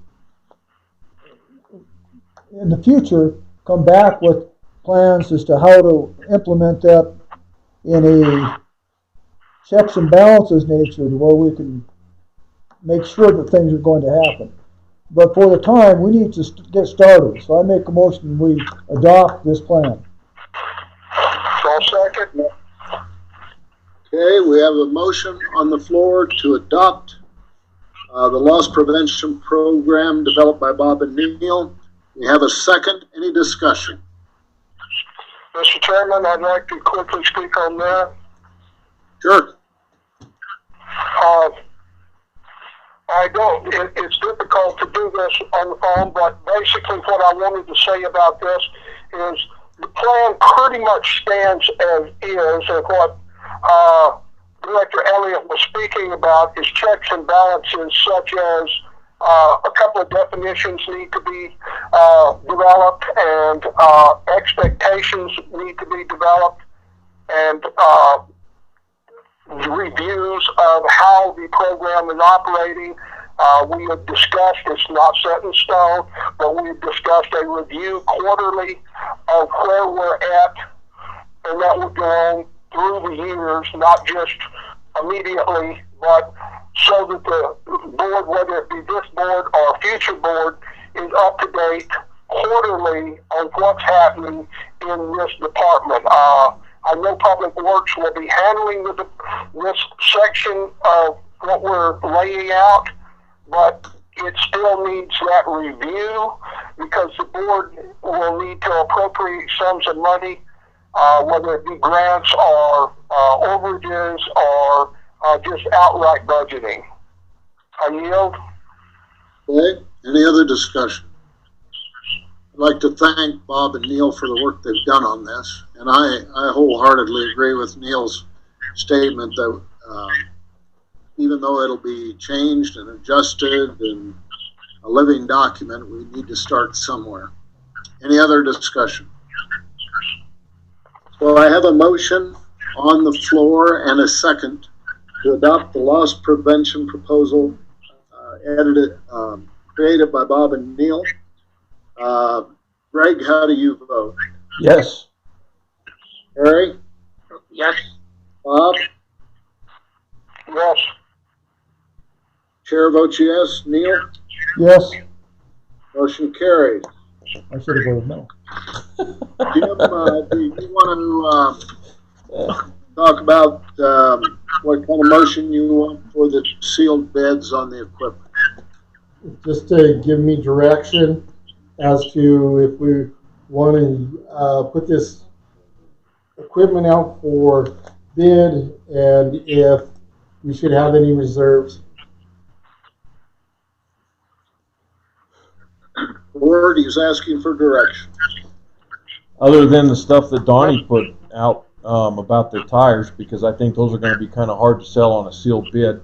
The rims, you're probably going to have to sell them on a open market, like eBay or Craigslist or something along those lines. I myself would suggest that everything else be done sealed bid. With a minimum bid? What'd you say, Harry? A minimum bid on some of them? Yeah, we were Donnie had looking at the suggested on the rims. Does it need to be a sealed bid? Mr. Chairman? Just a second, Bob. Neil asked the question if it needs to be a sealed bid. Jim, do you have an answer for that? No, I just think that it's more direct in that you don't have somebody, that good old buddy system. It's a sealed bid at closing date on Friday, or whenever we set the deadline, we open the bids in front of everybody, so that way it's out there that nobody has coerced bids or any of that. But then it can't be an auction. No. Do you think you can get more Bob, money out of a sealed bid? Bob, Yeah. you were next. Yes. May I speak now? You may. Mr. Chairman, is there a motion on the floor? Not yet, no, sir. Does it need to be? Mr. Chairman, I'd like to make a motion to accept sealed bids, but each item carry a reserve as set by the manager and public works. Okay, I have a motion on the floor to, that each item on the equipment sales list have a sealed bid, that all of them have a reserve set by, the district manager and public works. Do I have a second? I'll Mr. second. Chairman, before there's a second, I'd like to add that the reserve be, posted where it can be seen. With the ad, that's fine. Okay. So add to the original, motion that the reserve be posted. Do I have a second? I'll second. Moved and seconded. Discussion. Call the question. Okay, we are voting on, from the, list of equipment for sale, a sealed bid, including a reserve on each item, a posted reserve on each item, the reserve being set by the district manager and public works. Harry, how do you vote? Yes. Bob? Bob, he's asking you. Yes. Okay. Chair votes yes. Neil? Yes. And Greg? Yes. Motion carries. Any agenda item I missed? No, Okay, Jim, go ahead and move on to old business and, tell us what you need on the, meters. we're old business. We have phase 3 of our meter program. I was gonna print out a chart and I forgot, but it's still within the chart that we started this whole program with as being phase 3, being at the 180,000. All I'm asking for is the board to allow us to take the 180 or up to 180 from the bond for phase 3. I know we have extra parts and pieces. I don't believe that we will be using all the 180, but we're there just for that fluff to make sure. Okay? And this is the harder part of all the water hookups we've had so far, is that correct? Yes, this is the final stage of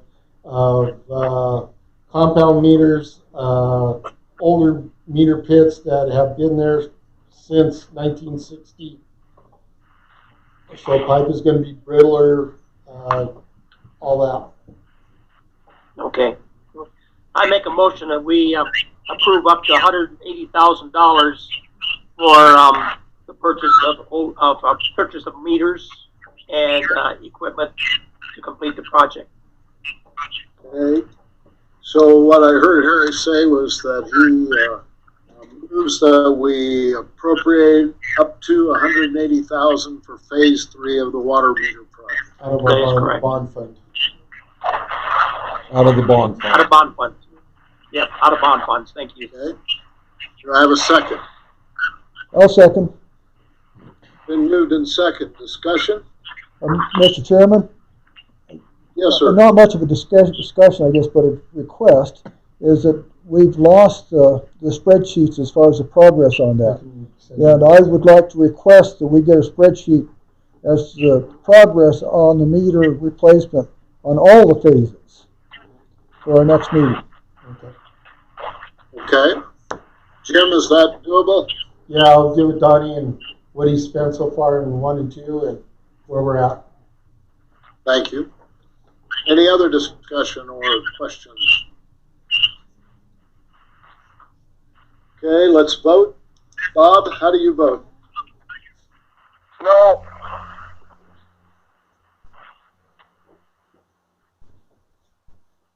Bob, how do you vote on this? No. You voted no. Okay. Are you there? Got it? I got it. Chair votes yes. Neil? Yes. Greg? Yes. Harry? Yes. Motion carries. Any other old business? Mr. Chairman, I'd like to speak on old business.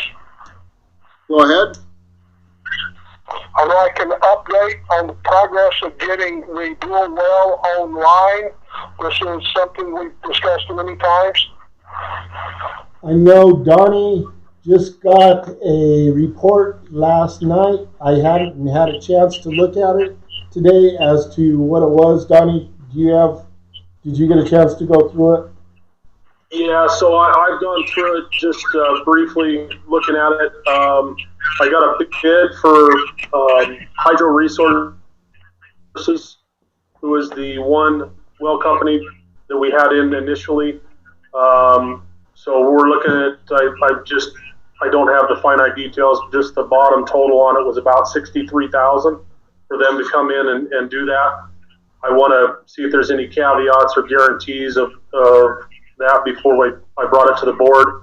I also met with Tom Day with Colorado Water Well last week on his final walkthrough so he can get me numbers so we have two comparative bids. But right now, my first bid in to bring it online is at between 62 and 63,000. So as soon as I get that other bid comparatively, can look at that and bring that to the board for direction and approval to get that project going. Both of them are looking on their schedule wise of mid-January of being able to come in to do the work. So, Donnie, is it reasonable to assume that you'll have that so that it can be presented at the next meeting? Yes, Terry, that is my belief. I spoke with Tom last week about getting me something on paper before Christmas. So I should be able to get something to you where we have two bids in front of you. Thank you. Any other old business? Any new business? Did you go do the update on Palsic, Bob? Or the I was put that in CCA. I'll yield to that. Okay, that's in the CNC or CCAC. Yeah, that's the CCAC. next section. Sorry. If there's no new business, we'll move to CCACC. Let's begin with the update on Palsic. Jim? I have not contacted him. Last meeting we had was right before Thanksgiving. I was gone Thursday through last Saturday. I will get with him this week and see what, I know there's some of them that are still out there. He has moved a couple of them, but I don't know why he's putting it off. From there, I don't know, Donnie don't have time right now with all the projects we got going on to get them moved, but we'll work it out as we need to. If we need to rent a loader and bring it down here and get them moved into his property or whatever, instead of hauling them off, we can do whatever we need to do. And we'll charge Palsic for it. What was the deadline we gave for this? It was 30 days, and that was the second meeting in October. So we're way past the 30-day deadline. Yeah, because the second meeting of last month, he still had. This might be 3 days. about today or the next board meeting. I think it's about now. Yeah, I mean, I think we're. Yeah. He just needs to move them. He just needs to get them out of there. So, Donnie, Mr. Chair, if I may. You may. Donnie, are you on? I am, Greg. How long is it going to take you to go down there and yank those rocks and haul them off? In discussion with I believe in the last meeting and with district manager, we're not going to haul them off. We were going to move them on site. I'm looking at, I got a day's worth up there of moving them on site. If I have to off site them, which I don't see being practical, but you could add at least another day or two if we decide or the board decides to move them off site? We don't really have the legal authority, do we, to move them onto his property? Well, the legal authority is going to boil down to proving who owns the rocks. I know They're on our property. it's out there that they were whether they're on our property or not doesn't designate ownership, but yeah, they need to be moved. So I mean, this guy has thumbed his finger at us he's making us look like a bunch of jackwankles, and he's just ignoring everything that we've done. We've given him I don't know how much more we can bend over backwards for this gentleman. I really don't. I mean, as far as I'm concerned, it needs to be moved tomorrow. I yield. Mr. Chairman, may I speak? You may. Can Donnie hear me? I can, Bob. Yes.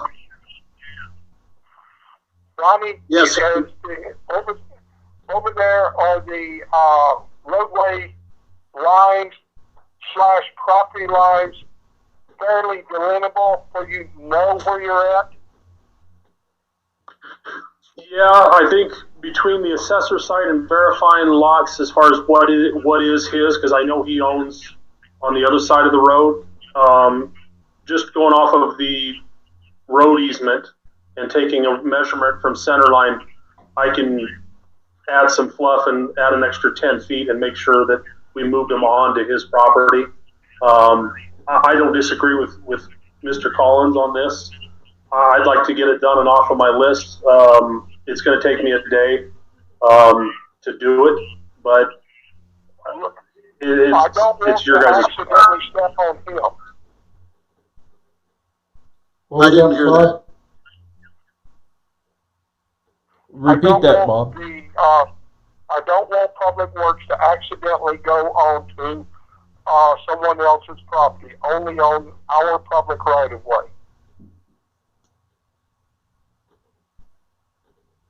Well, they'll have to venture somewhat onto the property to dump them there.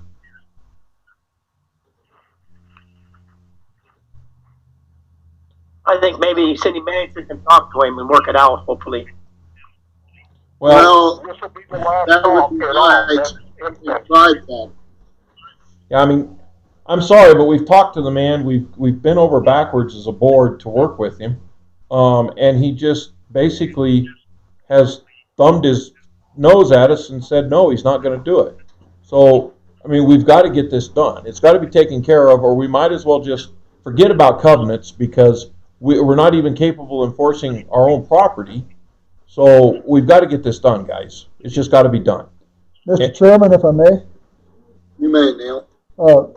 my concern with Mr. Palcic is he knows exactly what he's doing. Because if we trespass on his property, then he can come back to us. If we haul the rocks off, he can accuse us of theft. So he knows exactly what he's doing. No. Can we roll the rocks onto his property, and do we know finite enough where the property line is? Mr. Chairman, Yes, sir. I would suggest, and if need be in a moment, we may make a motion, but I would suggest a letter from our lawyer saying it's going to happen now and give him the 15 days and that's it. No, And charge him for the letter. And we're going to give him another 15 days, Bob? We've given him over a year. I understand that, but you can't set foot on his property. We're not going to pay for a survey unless the lawyer tells us to. I would rather send a letter from the lawyer saying this is it, it's final, it's done. You had all this time, on Okay. this date, they will be removed. And when he thumbs his nose at us again? Then we can do something.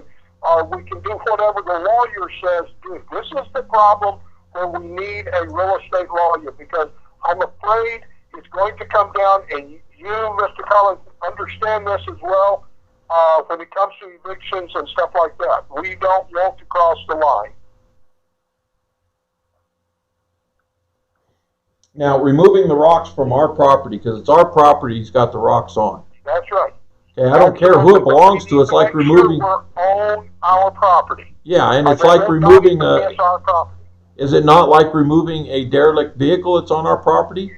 Pick it up, put it on a trailer, and haul it off the impound. No, sir, it's more like removing a tree or a rock on one of our road right-of-ways. That's what it's like. We have a rock on our road right-of-way. So we're not stealing his property by removing it, are we? No. But I would rather consult with, I don't like lawyer fees as much as anybody else. You know I despise this. But I don't want to be in trouble, and he has pushed it to the limit. May I make a suggestion? Say, go get them. Ask the lawyer if we can just go move them. Donnie? Chair recognizes Donnie. So my suggestion to possibly avoid the attorney piece, I mean, we could still send it as a CYA, but if the board is okay and the director's okay, if we were to either contract the hauling of the rocks, I would facilitate the loading of the rocks from our right-of-way. If there's any rocks that are gray area, possibly straddling the property line in the right-of-way, maybe we leave those rocks or we roll them onto our property. But the reason I've been against the hauling them off of is, number one, our dump truck is aged and rocks are major problems in damaging that. I could bring in a truck, a hauler, local guys. I know 2 of them have them that have rock beds, are designed to haul this, and we can haul them away.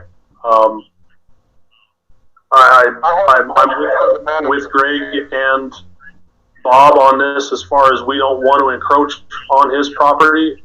That opens up a whole other ball of wax. Mr. Chairman? Question for the manager. Chair recognizes Neil, then you, Bob. I suggest that we have, just like Donnie says, that we contract to haul them off and we haul them to an impound. Let's haul them to our gravel pit and let them sit there. If he wants them back, he can go get them. Okay, Bob? I would like to ask the manager if he has a copy of the last letter, because I think we mentioned that we would escalate with lawyer fees and hauling fees. Does that letter go out? Yes. Do we have the return receipt? Yes, I do. Yes. Is that handy, the verbiage? Is Yes. that verbiage available? Yes. I'll have to review it, but I know I put it all in there. And we did tell him that we would charge him if it wasn't removed. And do you remember the deadline? I think we just do it. There was a deadline of the 15 days, and we extended it by another 15 days or 30 days to get it done. I would say turn it over to Donnie. Okay. So, Mr. Chairman, Yes, sir. I make a motion that we contract with a contractor to haul the rocks and have our public works department load the truck and haul them to an impound yard. I have a motion on the floor to turn it over to Public Works to facilitate loading the rocks to a private contractor who will haul them to the yard. Yeah, to the gravel pit, right? Mr. Chairman, The gravel pit. I would like to amend that motion What are you suggesting? to include the fees that we're going to have to pay in a letter to Mr. Pausick. These are what we pay. You owe us this amount once we do it. Yes. Neil, is that okay with you? That's okay. I'll second. Okay. I'll second Neil's motion. Moved and seconded. Any further discussion? Chair votes first on this one. I say yes. Neil? Yes. Greg? Yes. Larry, Yes. Bob, Yes. And motion carried. Chair, if I may, real quick, Sure. because we didn't, I realize we just voted, but I just remember, Donnie, when will you be able to get this done? Realistically, give me 2 weeks to get this accomplished. I do have one question for the board, that scenario that may come up. About the time I roll a truck in and I start loading these out, Mr. Paulsick might come out and say, no, go ahead and you can dump them on my yard. Is that acceptable to the board if I have permission to move them onto his property? I would suggest You need to written write it permission. down. Yeah, it needs to be written permission. He needs to sign it. That you are My able to. suggestion. That- Absolutely. Yeah. I agree. I don't think we need to revote all that. Yeah, Donnie, if he comes out, get it in writing. And Well, yeah, just so we're all on the same page, because it's kind of like the tow truck that shows up to tow your car, and all of a sudden you have the money to pay the meter, right, and you're chasing the truck. You know what I mean? So right. if I can get written permission from him to go ahead and move the rocks on his property, abort the hauling, and do it. Yes. Perfect. But he's still paying for all the fees. Yes. Yes. Yeah. If All right, that truck let's move comes out on. and charges, we're going to recover. Right. Exactly. All right. Bob also asked for updates on the survey, the spreadsheet, and he will then give us a report on the two people he talked to about dumpsters. The property is still pending on getting the survey done. There is also a letter that is going out hopefully this week on the animals part of that side of it. So that whole is all kind of in development yet. We're working on it. Surveyors are real busy. I talked to the shaver down here, and when he can get there, he can get there. You talked to Bill Yeah. over B Square? Mr. Chairman, I would Yes, sir. make a motion to table this to the next meeting. Because you mean just since there hasn't been time to get much done? It gives the manager time to make arrangements and or tell the lady, hey, we're looking into this. Do you want to Okay. do something or just leave it alone? It gives him time that we have something. I don't want to just rush in. I know it has to be done, but I don't want to make rush judgments when it comes to these things. That's Gotcha. Okay, so I have a motion to table this. Do I have a second? I'll second. All in favor, any discussion? All in favor of Mr. Chairman? tabling this item till the next meeting signify by saying aye. Aye. Aye. Aye. Aye. Opposed? Mr. Motion Chairman, carried. Mr. Chairman, Bob was wanting Yes. something. Yes, sir. I would Yes, Bob. like to just remind the manager that when we table it, it must come up on the next meeting. yeah. Yep. Thank you. Thank you. Could we, Okay, update on the spreadsheet, Jim? Spreadsheet, like I said, we haven't had a meeting due to Thanksgiving, and I was on vacation. We've lost our chairman on this. I'm kind of, me and Bob and Randy are the only ones on it. We're supposed to have a meeting this Thursday, so we can go a little bit further depth in it. Have we put out any more Request. requests for volunteers from the I've community on asked this? a few people. I haven't. Can you post it on Facebook? Yep, I can. Post it on Facebook and see if So- we can get some more volunteers, Volunteers. please. should we, I would like to speak. Go ahead, Bob. Mr. Chairman, I'd like to speak on the spreadsheets, my concern, not necessarily what was just said. The spreadsheet was originally laid out, and the reason I requested it in the first place was so that we could track where we're at not just on the stuff coming in, but what we've done. Every letter that we've sent out carries a time frame. Every build carries a time frame. And if we can't see this on the spreadsheet, we don't know where we're at on each property. For instance, I won't pick on trash cans because that's our easiest one. We know we sent letters out not at the last meeting, but the meeting before that. So that puts us 30 days out. Were they received? Were they cured? You know, things like that we need to know, because if they didn't receive the letter, I think we're sending a return receipt. I'm not for sure on those. Those we don't demand return receipt. Handoff is fine on courtesy letters. But do we know if they received the letter, and are they making any attempt? Are they blowing us off like other properties? I've had 4 calls, actually 5 of them, besides the 2 that you're working on, Bob.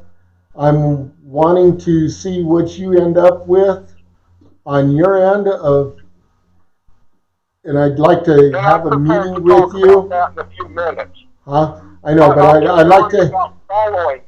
I would like to have a meeting with you and how you're going to resolve it or whatever, because like I said, I have 3 other people that are in the same situation.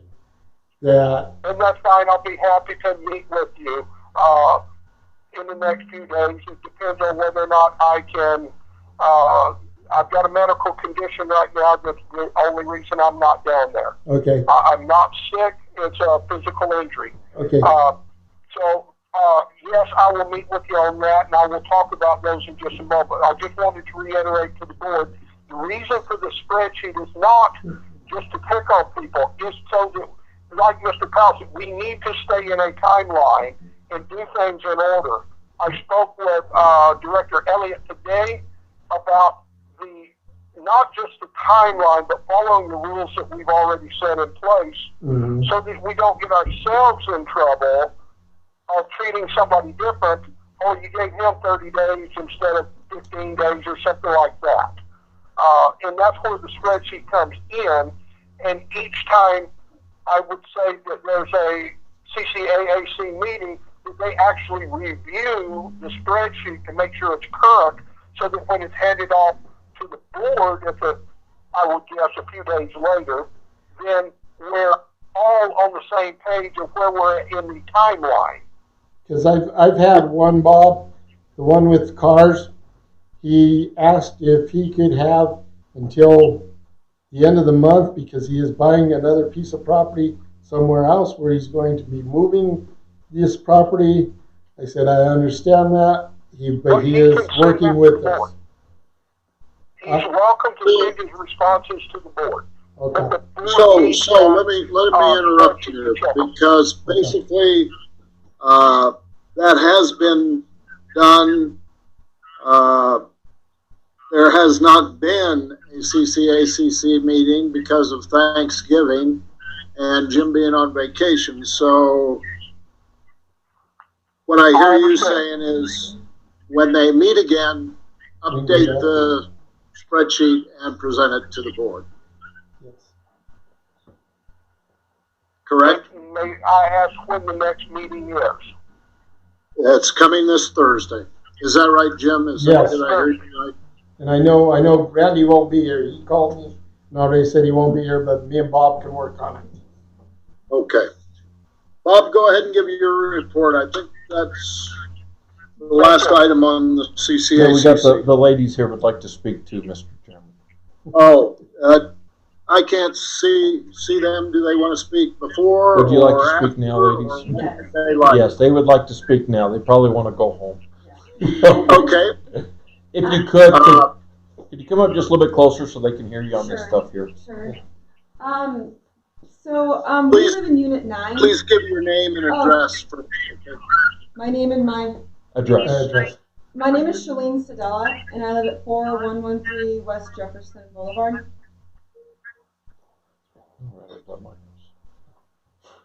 40113. 4113 West Jefferson.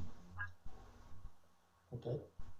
And so we built our house, and my neighbor that's with me, she built her house, and when we did, we followed all the covenants. And now we have a dwelling on our street that doesn't follow the covenants at all. They're like outside the covenants completely. They're a mobile home, and the mobile home is not allowed as per Unit 9 covenants. There's a difference. No, there's not. A mobile home has wheels. A mobile home has wheels. That's why it's mobile, because it's mobile. You can actually move it on its wheels. That's how they moved it there. That's how they moved it into place. But they take the wheels out from underneath. No, the last time I was past there, the wheels were still on there. Mr. Chairman, may I address this one real quick? Or Bob can. Or Bob can if he wants, since he was a real estate agent. I can't hear all of. I got bits and pieces about mobile home, but the definition I heard was incorrect. Yes, it is. It's a double wide manufactured home. With wheels on it. Okay, let me explain what Pueblo County says a mobile home is and what a manufactured home is. Under Pueblo County Title 17, a mobile home is a single wide unit that takes no setup. She's right that wheels are there, but wheels aren't counted in the definition. It just means it's single wide. Whereas a manufactured home is multiple pieces, so therefore at least a double wide or triple wide or quadplex or whatever. So a manufactured is more than a single width in Pueblo County. I know there's other rules and designations, but we're dealing with Pueblo County. So I don't know how big the pieces are she's talking about or where they're at. I know exactly. Lot number 498. So I have two questions regarding that. One, we were not able to find that definition in the county code, and that does not address what the covenants for Unit 9. Unit 9 does not. R8. Sorry again? It's under the definitions that are tied to R8 and R7. Right, and this is an R1. Yeah, R1, you cannot have a manufactured or a mobile. I'm sorry, you can have a manufactured, but you can't have a mobile. A mobile being single wide. You can have a double wide on an R1. No, it's not Title 17, but it is. I don't remember the exact one now. So we reviewed the covenants for Unit 9, and there's no mention at all. There's no mention at all of manufactured homes or mobile homes. And then we went and looked at other covenants for other units that explicitly stated, and it's explicitly R8, like it explicitly states it. So there is a difference because you have R8 that explicitly states it, and then you have R1, which is their location, and it does not state it at all. There's a difference between the two. Yeah, all it says in Absolutely correct. Sorry. In R1, it says used by right single family resident, and a double wide is considered a single family resident if the walls at least, I think, 24 foot minimum on any direction. It's something like that. I can't remember all the specs off the top of my head, but the length of the wall makes that determination. The width. The width. The width. Basically, these ladies are filing complaint, and we investigate complaints. Yeah, we will investigate. Is that correct? You're filing a complaint. Absolutely. Yes, because R8 specifically states it, like such as like places in like Applewood and things like that. You know, and so Right. we don't understand like why we followed all the rules. We did everything we were supposed to do when we built. Hello, may I?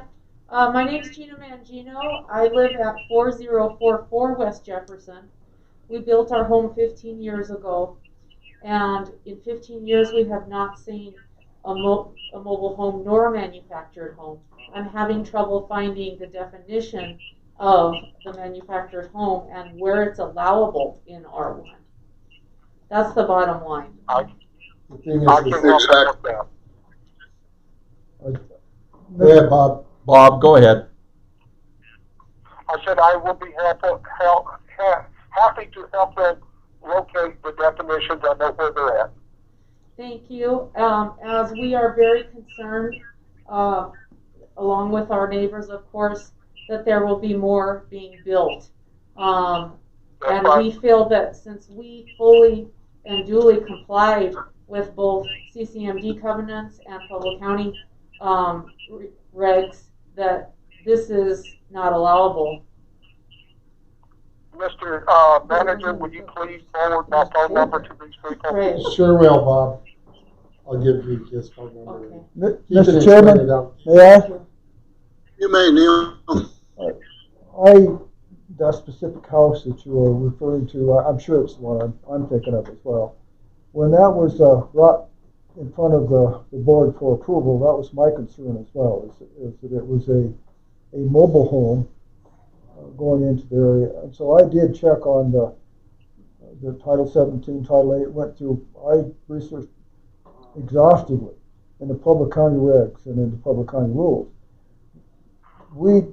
We honestly don't have authority to prevent that. Now, we can research some more, and what we need to do, I think, is find you the data that states that. I was concerned about that. One of the things that I was concerned about was going on to a foundation. As it turns out, a manufactured home can be two parts, that when they bring it in, if they take the wheels off and all modes of transportation, they can set it on pylons, and then it becomes a single-family residence, as long as they attach it together. The mobile home is, and I was hoping maybe that just the fact that it was a mobile home, or we could define it as a mobile home and not approve it. But a mobile home is a unit that can go in without any changes, can be lived in. A manufactured home is one that you have to put together and actually make some changes inside to be able to live in it. And I'm afraid that one falls under the manufactured home. I'm not so sure that we have any authority whatsoever to prevent it. And I wish we could. Even the roof pitch. There's one unit that we have in Colorado City that specifies roof pitch, that specifies a minimum of 412 roof pitch. I looked for that in Pueblo County as well, and there's not a specification that requires a roof pitch. If we could take that home that you're alluding to, and if we put a steeper roof on it, it wouldn't look like a manufactured home. It would look like a stick-built home. But we don't have the authority to demand that. You have one also that was put in on Chaffee, which is just right down the street from it. Yes, but That's that's the same R. thing. no, that's it's R2, a isn't it? manufactured. It's a manufactured home. But isn't it R2? No, I don't know what the zoning I is. think The it's zoning a- R2 no. allows for a manufactured home Well, R1 does too. R1 does too. because it's defined as a single-family dwelling. Yes. Yeah. So then what's the point? Because your covenants specify If living space. It has to have a certain amount of living space. Now, the other alternative, of course, is we can change the covenants. Except that for us to change the covenants, we have to get a vote of all the property owners. And all the property owners in the unit would be tremendously difficult to get. So, in Unit 9, which I live, Okay. if we as property owners could get together and change the covenants to state no manufactured homes allowed, then that would actually supersede county. If we can change the covenants to state no manufactured homes. But we got to get 50% plus one of the property owners. We're not including renters. We're just talking about property owners. So everybody that owns a lot in that unit, A vacant lot? a vacant lot, has to vote to change those covenants. And then you open Okay. yourself up to a lawsuit of discrimination. Okay, so then let me ask you this. So then you're saying that county regs supersede all the covenant. No. So what's more important, covenant? CCMD does. Covenants are more important where they cover. Covenants doesn't cover this. Covenants just cover square footage, We do have units in covenants that state but not only. No, we do have units that state Yeah. it has to be a stick-built home. No, versus just simply a single-family dwelling? Yes. So then Really?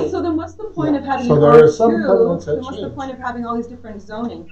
Because basically R1 and R2 are basically the same. It just depends on how you're looking at it. Because you're saying that R2 specifically states you can have a manufactured home. R1 doesn't specifically state it, but you're allowing it anyway. It's like, what's the point? That's the point of R1 and R2. There is no difference now, really, fundamentally. There is no difference. The number of people that can be, the number of families that can reside in a home. R2 is more lenient for occupancy. R2s you can put multi-units on, R3s and R4s. No, R3, R4, 5. The difference between R1 and 2 is generally square footage of the lot. Yes. So R2s will allow smaller square footage, is that what you're saying, Bob? It's a smaller lot generally. Gotcha. Hey, so Neil, take my gavel and hit that little block of wood there that it's under it. Let's go ahead and investigate this property as the procedure is set up to do. We may have missed something, and then we will do what we can do, what we have the legal right to do. If you would, yes, We're just, if you would we're leave here it to show look you, at the future information. I bills. could show you within the governance that it does not state that it has to be a stick-built home. And in And others it does. manufactured is, Well, yeah, So I'd we just can- like to see those definitions clearly pointed out and understand exactly where they are. And- Pueblo County couldn't give me an answer.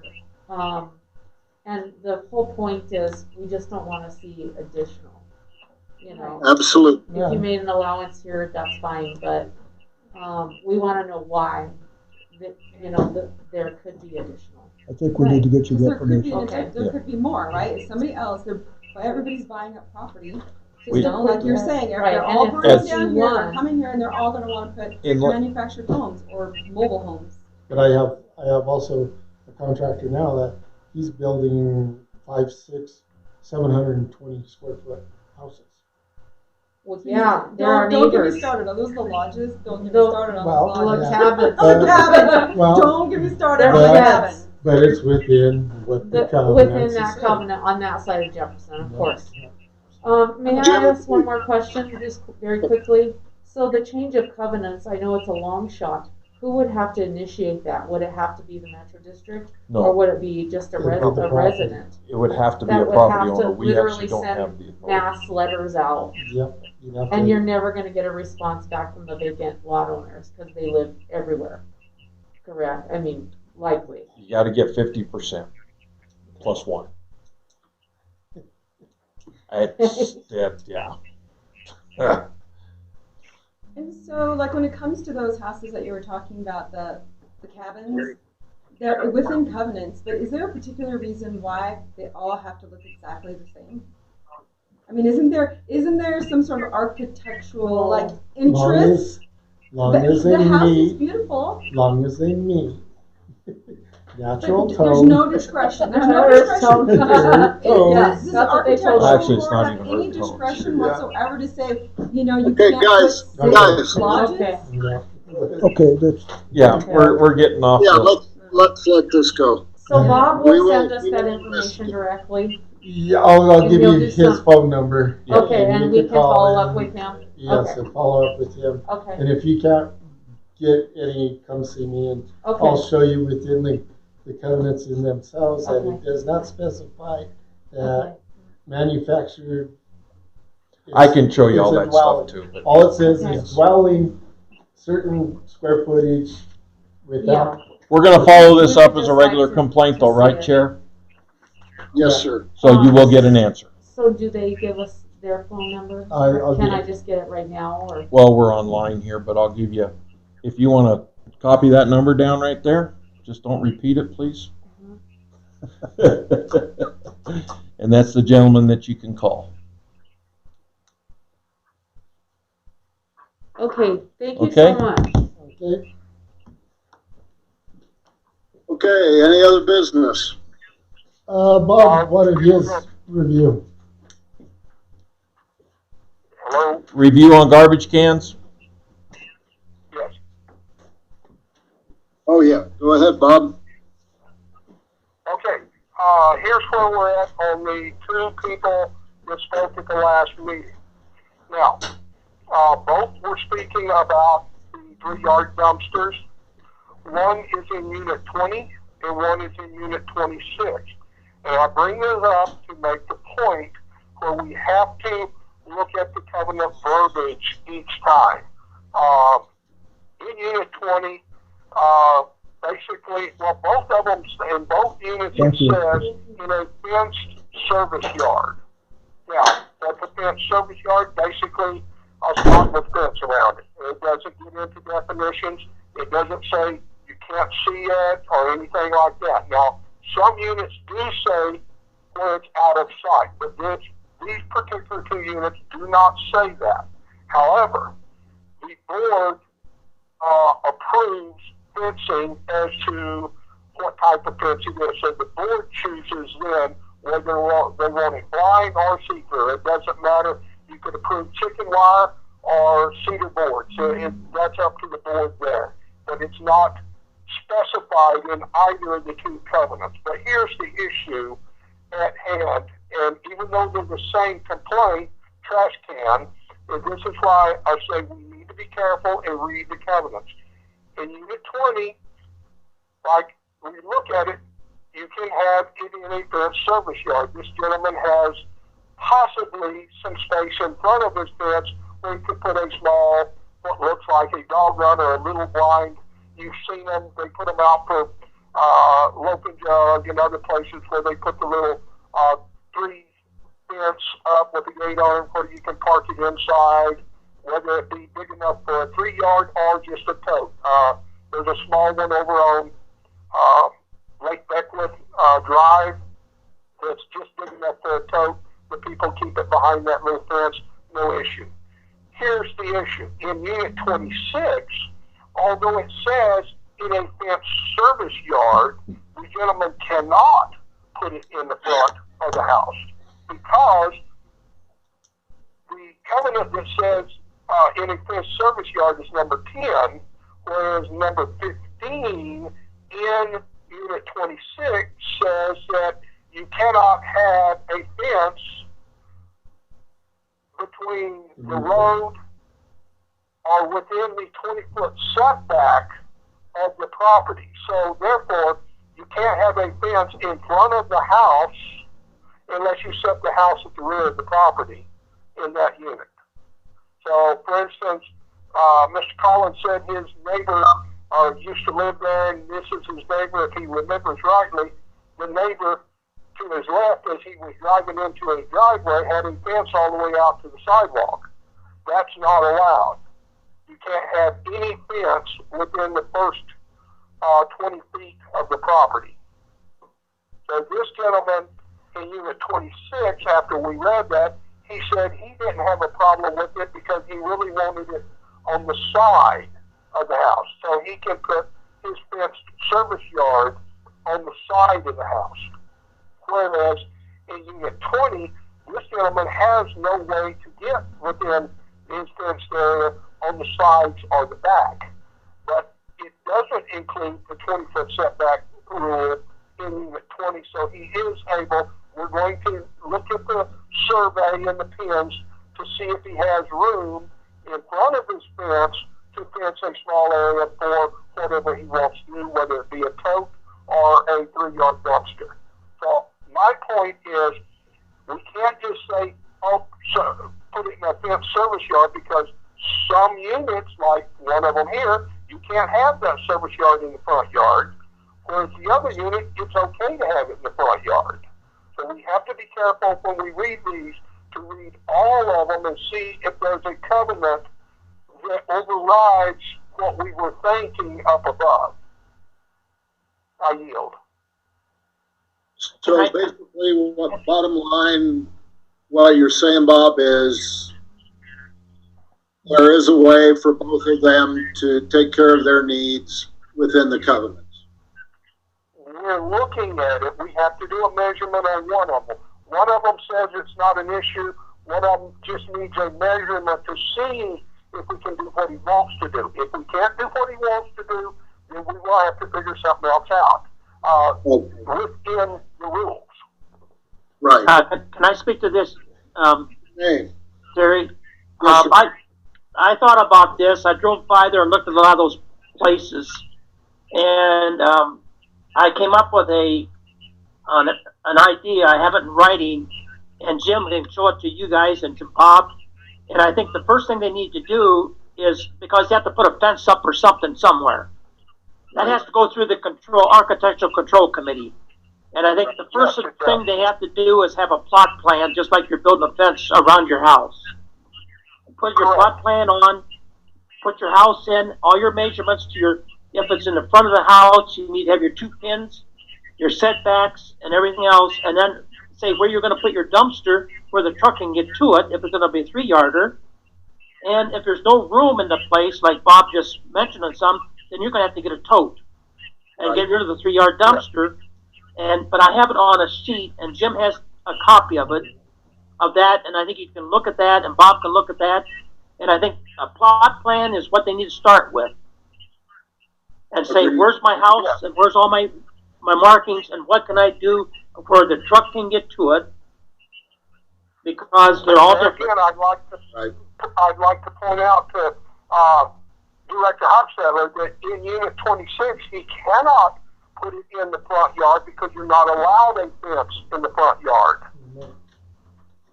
Yeah, but then they may not be able to have a dumpster there. Right. Correct. I think you're both saying the same thing. Yeah. Yeah, we just need to see where it is on the plot plan, and they need to go through it to control committee and let them hash it out with the covenants, because they're all different. Yeah, exactly. Both of you said that we have to make sure that lot by lot by lot, we're checking the covenants, because there are discrepancies and differences even within the same units. Yes. Very good. I vote for adjournment. Mr. Chairman, I have a question before we adjourn. All right. The covenants themselves, at one time we talked about getting the correct covenants. What's the status there? I don't know if that was, Larry was working on that. So I talked to Bill. Bill said he has the correct ones. So I asked him if I could get a copy of them, and he kind of laughed at me, but I'll see if I could sweet talk him into them. Well, can't we just, well, of course, with this COVID, all the, That's I'm sorry, Mr. Chairman, I'm just butting in here. May I speak? You may. So can't we just go down to the courthouse and get the covenants? No. I wish we could. You have to wait in line there to get anything. Well, I know you gotta wait in line, but I mean, we can't, they don't have them. We've asked for them, and they were going to pull them and go that way. I'll get with Larry and see what part, where he was at, and it's ended up at, and see if I can go any further with it. If you would, please. Boy, and I don't know, I mean, it's nobody's fault here, but I am so disappointed How do you think I feel? about how these covenants were put online to begin with half of them missing. But that's nobody's fault here. May I address Mr. Collins?